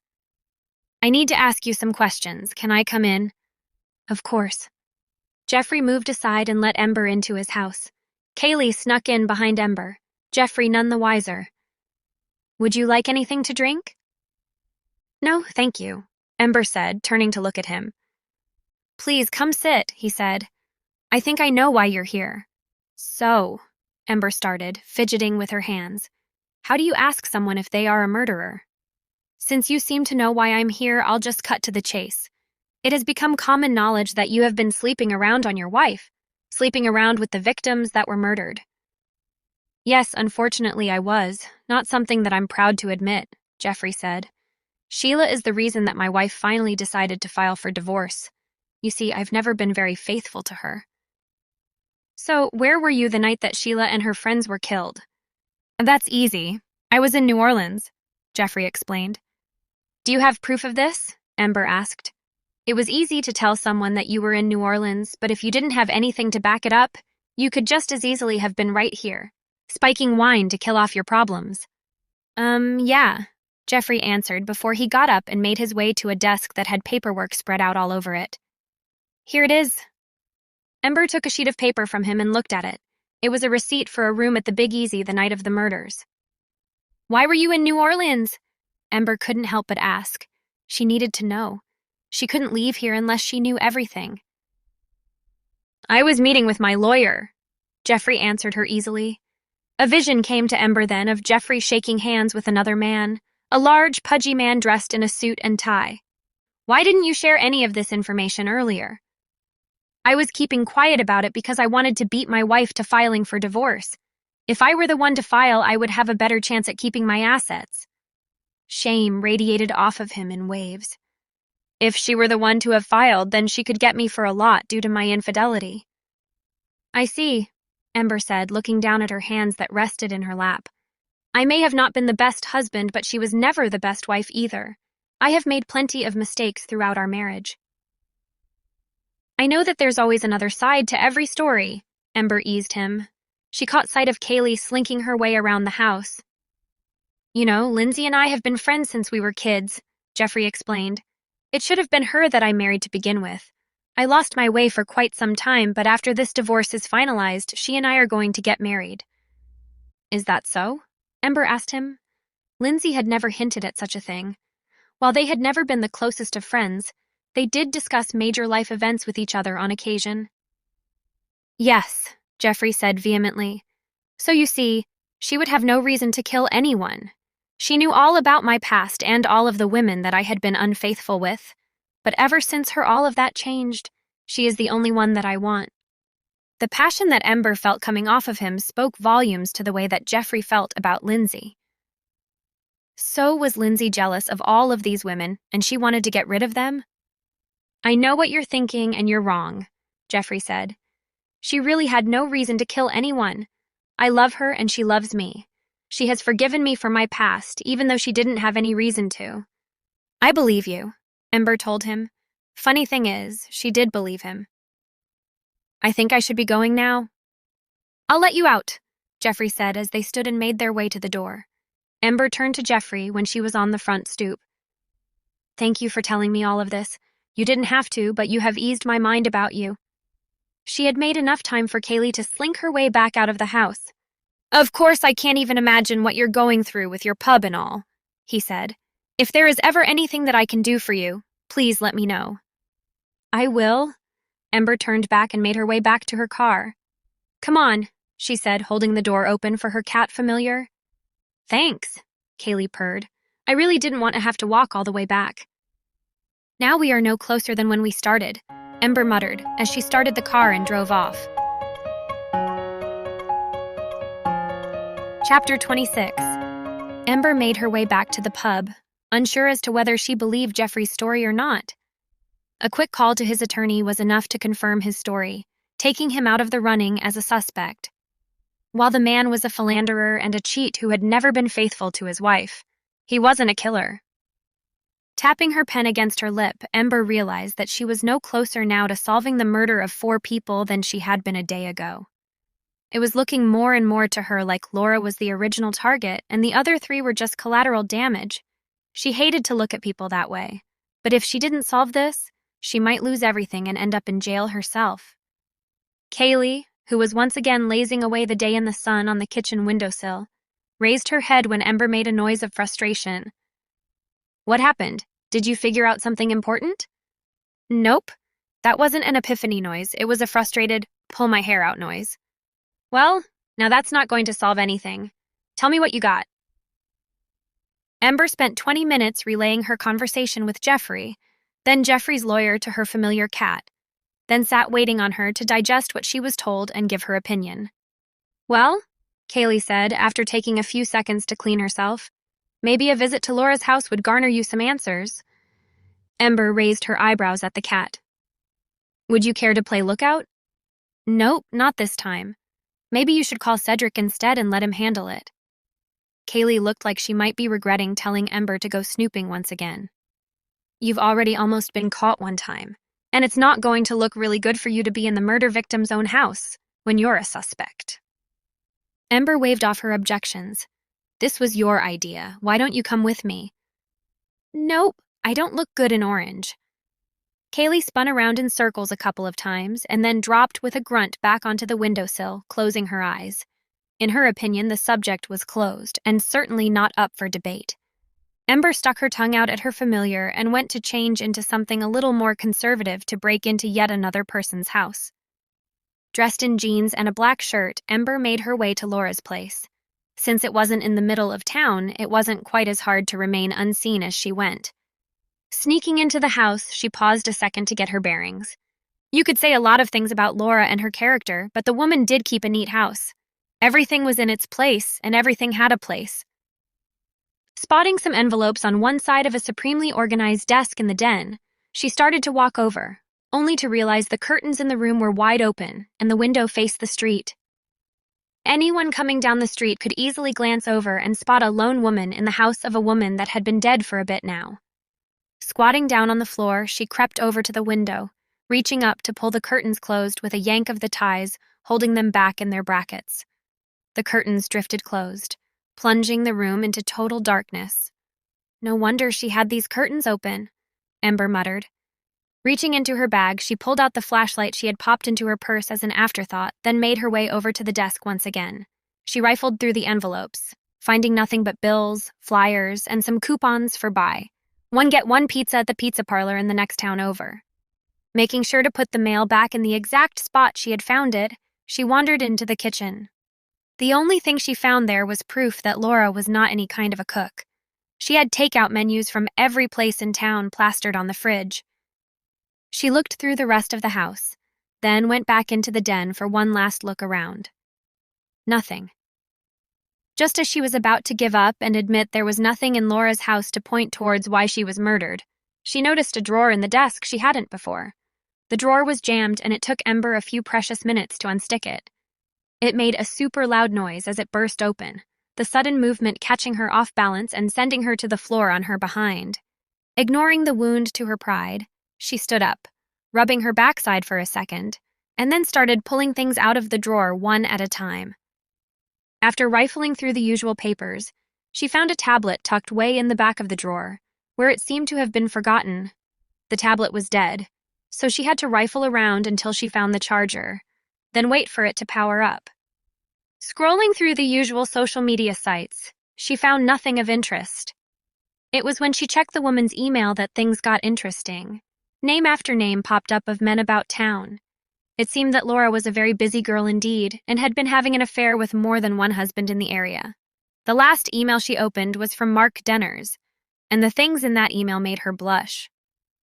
Deciding that she had had quite enough of delving into Laura's private life and feeling a little shaken and sick to boot, Ember checked to make sure everything was as she found it, slipped out the back door and headed back to the pub to digest the information she had uncovered. It seemed that the suspect list of who killed the three continued to grow, and she needed to weed through it and decide who had killed Laura and her friends.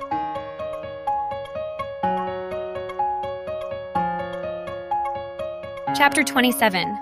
When she got back to the Broken Broom after snooping in Laura's house, Ember sat down heavily at the bar. She'd never been more grateful to find the pub perfectly empty. Her head was reeling so dizzily, she could really use the space and quiet just to get her thoughts in order. What did you find? Kaylee asked, trotting up to Ember. Ember broke down everything she'd found in Laura's house, particularly the tablet and the many names she'd discovered there. So Laura was carrying on some indiscreet, inappropriate correspondences with various people around town, Kaylee said slowly. That lines up with what we already knew about her. I know, Ember said, discouraged. I'm not sure I discovered anything in her house that we hadn't heard through the grapevine. Still, it could be valuable just to confirm it. Have you told Cedric? Ember shrugged. I'm not sure there's any use in it. Besides, I don't exactly want to confess that I've been breaking into people's houses. Surely he already suspects you of it, Kaylee remarked wryly. Yes, but there's a lot of plausible deniability between knowing and suspecting. Still, maybe his people can get their hands on that tablet. There could be something in those correspondences, something you didn't come across yet. Don't they have digital forensics or something these days? You watch too much television, Ember answered. It's your fault for continuing to pay for cable, Kaylee said. You never watch it. What am I supposed to do? Just let it go to waste? Ember waved Kaylee off with a smile. She did have a point, however. It was possible Cedric and his team would be able to make more of that tablet, and the information it contained, than Ember had been able to do. She pulled out her phone and gave him a call, trying not to be nervous about the fact that, the last time she'd called him, he hadn't picked up. The thought that he was in some kind of danger reared its ugly head again.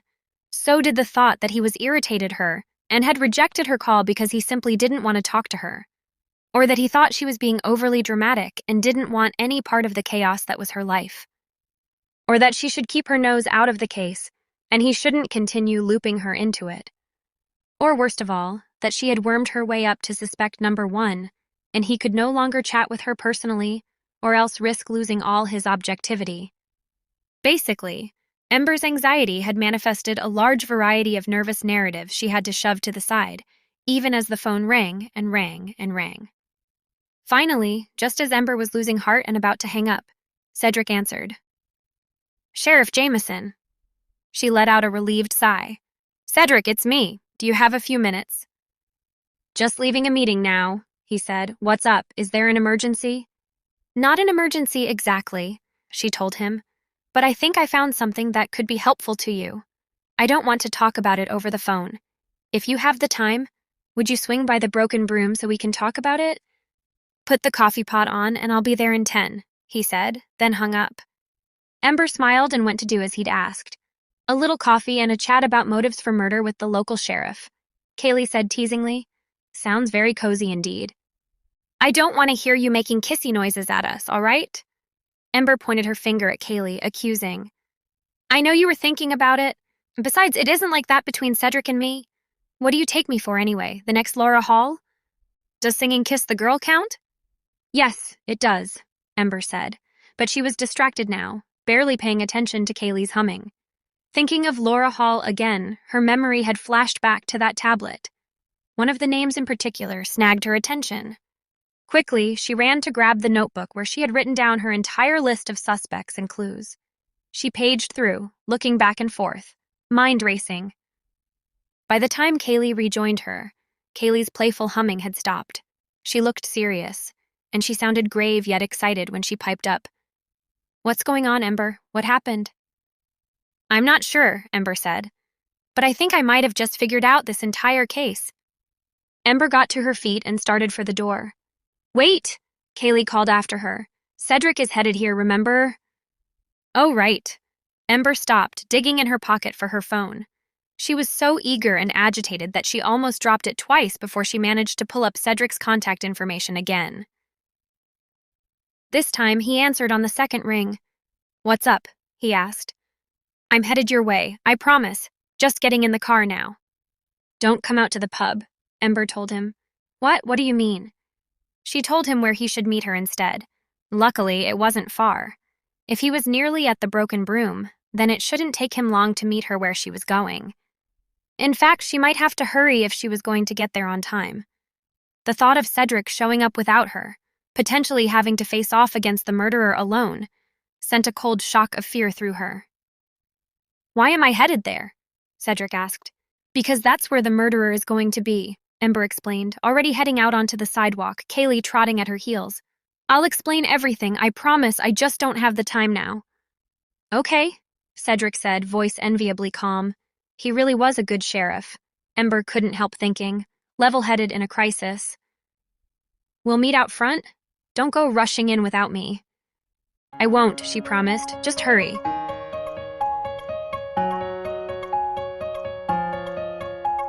Chapter 28. The liquor store? Kaylee asked, confused, as she and Ember drew up in front of it. The storefront was only a short ways down the main drag from the Broken Broom, so it had taken just a short job to reach it. Even so, Ember and Kaylee were both a little out of breath. On top of that, Ember worried that they had drawn too much attention to themselves, running through the whole downtown district in the middle of the day. Ember was feeling antsy, Any second now, she and Kaylee might be spotted out the front windows of the ABC liquor distributor's shop. Cedric had told her to wait for him before doing anything. But what if the killer came right out for a confrontation? What would she do then? Luckily, Ember didn't have long to worry and wait. Cedric's cruiser came pulling up within 2 minutes of Ember's own arrival, and he climbed out, looking at the shop in confusion. "The killer is here?" he asked, confused. "I can explain everything, I promise." Cedric crossed his arms over his chest. "Give me the 2-minute version, maybe. We can go in for more details later, but I don't want to run in there without a good sense of what I'll be facing."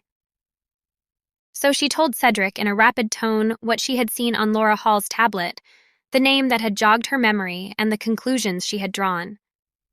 Cedric looked a little overwhelmed to be getting so much information so quickly, and for a minute he had a slightly dazed expression, like he wasn't processing it all fully. He also looked irritated and perturbed when Ember conveniently didn't mention how she had stumbled across Laura Hall's tablet, but all of that could be smoothed out later. Still, by the time she'd caught him fully up to speed on her thinking, Cedric had a determined look on his face and was watching the shop carefully. "It's a good theory," he said. "I don't know that it's enough for a warrant, but I agree with your logic, and I'll go in there right now for a little talk, all right?" "I'm going in with you," Ember said. "No, you're not," Cedric replied firmly. "You're waiting right out here, where it's safe and very visible." "Why not? Why won't you let me help you?" "Because I'm armed." He tapped his holster. "And you're not. And I wouldn't forgive myself if I let something bad happen to you. Besides, there's no reason this won't all happen peacefully." Ember had a bad feeling about this, but she didn't know how to put that feeling into words so that Cedric would understand. So she simply nodded at him and watched him walk into the house. Kaylee, sensing Ember's fear and anxiety, rubbed lovingly against her ankles, trying to soothe her. The shop door closed behind Cedric, and Ember couldn't see anything that was going on. Ember watched, nervous, waiting for any sign that Cedric was in danger. If the killer saw Ember and Cedric standing together outside, surely they'd know that the jig was up and their identity had been discovered. They might have been waiting inside for Cedric to come in, springing a trap for him. "Oh, forget this," she said, frustrated, and then took off for the shop door. Promise or not, Ember couldn't stand idly by when every ounce of her was convinced Cedric was in danger. Indeed, no sooner had she entered the ABC shop than she spotted Cedric, laid out across the ground in front of a display of dark rum jugs, out cold. There was a broken bottle of wine nearby, which someone had evidently broken over Cedric's head to knock him out. Its dark red contents were spilled in a graphic puddle all over the floor, staining Cedric's uniform like blood. Crouching over his body, attempting to pour something thick, dark and syrupy from a bottle and between Cedric's parted lips, was Kara Denners. Ember didn't hesitate, not even enough for self-control. In a flash, she had reached out with her magic like two powerful arms and cast the bottle from Kara's hands. It landed with a thud and rolled rapidly away from Kara. Then, to keep Kara from harming Cedric any further, Ember's magic lifted her up and threw her across the room. Kara landed in a heavy groaning heap, inert for the moment. Ember scrambled her phone from her pocket and dialed 911. By the time Kara was stirring again, Ember had already requested an ambulance and the police. They would be arriving any minute. Already their sirens were audible in the distance. Ember was holding Kara down against the ground, waiting for her to be carted away by the police. Kara, looking positively baffled and dazed, was staring at Ember like she couldn't believe what she'd just seen. "How did you know?" Kara stammered, fearful. "Your husband's name was in Laura Hall's tablet," Ember explained. "She was having an affair with him, wasn't she? You wanted to take her out of the equation for what she was doing to your marriage." Kara was crying faintly. "I knew she loved specialty wines," Kara said. "And the label. I thought it would be certain to draw Lindsay's attention when Laura inevitably came in demanding something new." "There's a lot of variables there," Ember said, "and 4 people died, not just Laura." "Collateral damage," Kara muttered. "They were hardly this town's local heroes anyway. Really, I did everyone a favor." "We'll let the police sort all of that out," Ember told her, not bothering to keep her anger from her voice. At the thought of the police, Ember glanced over at Cedric. He looked badly off, but his chest was still rising and falling with his breaths, so she allowed herself to be heartened by that sight, the slow ebb and flow that reassured her he was still alive. Just then, to Ember's immense relief, the shop door opened and the cavalry arrived. Chapter 29. Ember would have liked to stay to watch the entire process of Kara's arrest. She felt she had earned at least that much, and she thought it would bring her a good deal of satisfaction. However, when the EMTs who were carrying Cedric to the ambulance asked if she wanted to ride along with them, she took them up on the offer in a heartbeat. She'd rather stick by Cedric's side than look on in vindictive pleasure while a murderer got arrested. She felt confident she'd be able to find out what had happened with Kara later on. The entire ride to the hospital, the EMTs were flurrying around the back of the ambulance, helping get Cedric hooked up to various machines. He might have ingested belladonna, she warned them, surprised that she was able to say the terrifying words in such a straightforward way. She knocked him out with a wine bottle. The EMTs took this in, and one of them started digging in a tray of medications, clearly looking for something specific, hopefully something that would help counteract the potential poisoning. Cedric didn't regain consciousness on the ride. When they did reach the hospital, Ember had to watch the nurses who met them at the door wheel Cedric away on a gurney. Even long after they had disappeared down some turn in the hallway, Ember saw the afterimage of him, motionless and slack-jawed, as if it were burned on the back of her eyelids. Eventually, a kind nurse found Ember roaming the hallways and helped her into a waiting room. The coffee machine was dismal, and the TVs were all set for some inexplicable reason to the home shopping network, but at least they were on mute. And at least Cedric was alive. He had been alive in the ambulance, and she felt certain someone would have come and explained things to her if he'd taken a turn for the worse. Ember was so set on this conclusion, that no news was good news, that when a doctor finally did come in to find her, she almost fainted from fear.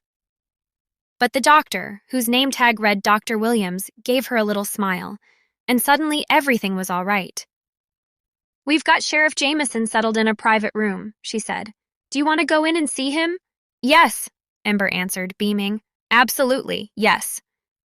So Dr. Williams showed Ember through a complex network of hallways, past little hubs of nurses' stations, taking a handful of turns that completely disoriented Ember, until she wasn't sure she'd be able to find her way out of the hospital on her own when the time came. But none of that mattered when Dr. Williams waved Ember through an open door and into one of the patient rooms off the hallway. Inside, Cedric, looking unfairly dignified in a flimsy hospital gown, was reclining in a hospital bed. "He's had his stomach pumped," Dr. Williams said in an undertone, "and he's had a nasty hit over the head, as you know. We're keeping him overnight just to make sure he's okay." "Thank you," Ember said warmly. Dr. Williams left them alone together. At first, Ember wasn't certain whether Cedric was awake. His face was turned away toward the window, but as she drew up near the bed, he turned and gave her a hazy, far-off smile, which almost immediately faded to a frown. "Didn't I tell you," he began, his voice faintly raspy, "to wait outside while I handled it? Because you were doing such a great job of handling it," Ember said with a soft, grateful laugh. She pulled up a chair next to Cedric's bed and sank into it, her body feeling uncharacteristically heavy. "I could have taken care of myself," Cedric said. "You came bursting in before I had the chance." "Excuse me," Ember chuckled. "You were unconscious and having poison poured into your mouth. I failed to see how you were taking care of yourself." Moving slowly, as if through molasses, Cedric reached out a hand from under the hospital blanket and captured Ember's in his. Her heart lodged in her throat as his warm fingers closed around hers, squeezing gently. "Let's call it a difference of opinion," he suggested, slowly and a little too deliberately for ease, so that she could tell he must be feeling woozy from whatever medicine they had given him. "And next time we're in a life-and-death situation—" "Heaven forbid," Ember cut in, hand to heart. "You should do as I say and keep your nose out of it." Ember smiled fondly, hefting their joined hands a little and giving his a gentle shake.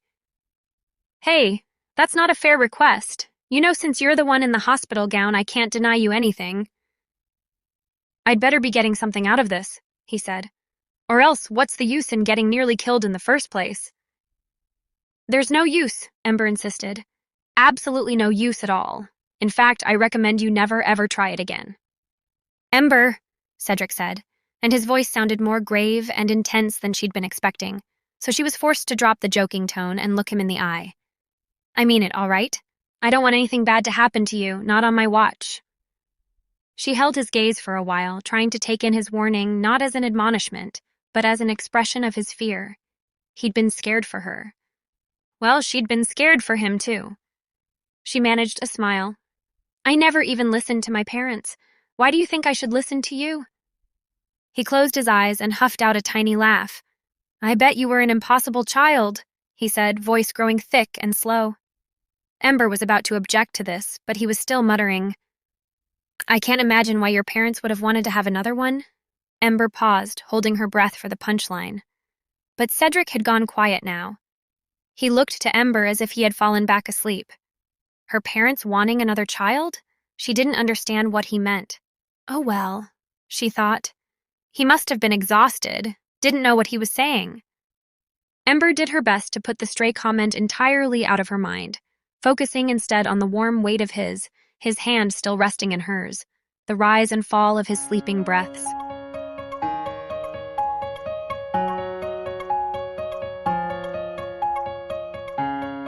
Chapter 30. Tonight was the big night, the grand reopening of the Broken Broomstick. Ember couldn't be happier that she was going to be back in business and couldn't wait to kick it off with this event. Good morning, Kaylee purred as she made her way into the pub. She was swishing her tail back and forth, mischief evident in her eyes. What are you up to? Ember asked her as she checked her list to make sure that everything was lined up for tonight. Oh, nothing, she whispered before she sauntered away. Ember didn't have time to think on Kaylee's strange behavior this morning. Ember was wriggling her finger on her nose when there was a knock on the door. Looking up in surprise, she made her way to see who could be here at this early hour. Sorry to bother you so early, Lindsay greeted her as she opened the door. Jeffrey was with her, and Ember could see a moving truck parked in the lot. We just wanted to come in and say goodbye. Please come in. Oh, we won't be long, Lindsay told her as they made their way inside. I just wanted to thank you for everything. I loved working here with you, and we will miss you. Yes, it has been a pleasure working with you also, Ember said to her. You will be missed for sure, but I'm so happy for the both of you. I wish you both the best of luck with your marriage and new life. Thank you, Jeffrey said. Once his divorce was final, he wasted no time in marrying Lindsay. They went straight to the courthouse, and now they were leaving town and starting a new life somewhere away from his past. After some hugs and even a few tears, Ember led them back outside and waved to them as they left. Sighing, she made her way back to the bar to resume her list. Soon the pub was open and business was booming. Lunch went well with a busy crowd, and Ember couldn't have been more excited as people piled in to be a part of this event. Hey there! Sage bounded up to her at the bar. Hey, how are you? Ember moved around the bar so that she could give her friend a hug. Oh, good. Just another day. Really? That didn't sound like Sage's normal joyous self. How are things going with, what's his name, the guy that you have been seeing? Oh, I cut him loose, she said nonchalantly. Ember's brow furrowed at this. Why, you liked him so much? He was just a bit too squirrely for me, Sage told her as she leaned her hip against the bar. What does that mean exactly? Too squirrely? Ember asked her. She had never heard of someone being squirrely before, and with her life she had seen and heard some pretty crazy things. I don't know how to explain it, Sage told her. Before Ember could probe her with more questions, Sage pointed to the open door. Look who's here and not dressed for work. Ember decided to let the topic go as she looked towards the front door. Cedric was walking in, dressed in street clothes. No police uniform. Ember couldn't stop the grin that overtook her face when he caught sight of her and gave her a wave. Pushing through the mass of people, Cedric made his way to the bar where Ember and Sage were standing. Can I get you a drink? Ember asked him. Just a tea, please, he requested. As Ember moved to get him his drink, she could hear the chatter of conversation from Sage and Cedric. Looking around her pub, she was so proud that this night was such a success. Here you are, Sage said as she handed Cedric the glass. Their fingers brushed, and Ember couldn't help the warmth that spread up her arm from the contact. Well, I'm going to go mingle, Sage said, feeling the tension building between the two. Ember watched as her friend disappeared among the crowd. I'm really happy that your business is no longer suffering from the murders, Cedric told her. Yeah, me too, Ember smiled. I was really worried that I wouldn't be able to recover from the hit, but today has been so great. Would you like to dance with me? A shy look crossed Cedric's face as he blurted out his question. Yes. Ember smiled at him as he set his drink on the bar and took her hand. He led her out onto the dance floor, right to the middle of all the sweating bodies out there dancing. Turning to her, he grabbed her by the waist and pulled her close to him as the song changed from something upbeat to something slower. Fire ignited from his touch and burned her to her core. Due to their height difference, Ember was unable to put her arms around his neck. Instead, found herself wrapping her arms under his and pressing even closer to him. Looking into his hazel eyes, she couldn't help the attraction that she felt for him. One song led to two, and soon they were just as sweaty as the rest of the crowd as the music dimmed down. Ember knew that this meant it was getting close to closing time, and she couldn't believe how she lost track of time in his arms. Ember, Cedric said, looking down at her. Will you go to dinner with me? A blush crept up Ember's cheeks. She couldn't believe that he was asking her out. She also couldn't believe how excited the idea made her. I would love to, Ember told him with a shy smile. Something moved in the corner of her eye, and when she turned to look, she saw Kaylee and Talako standing close by, a smile on both of their faces.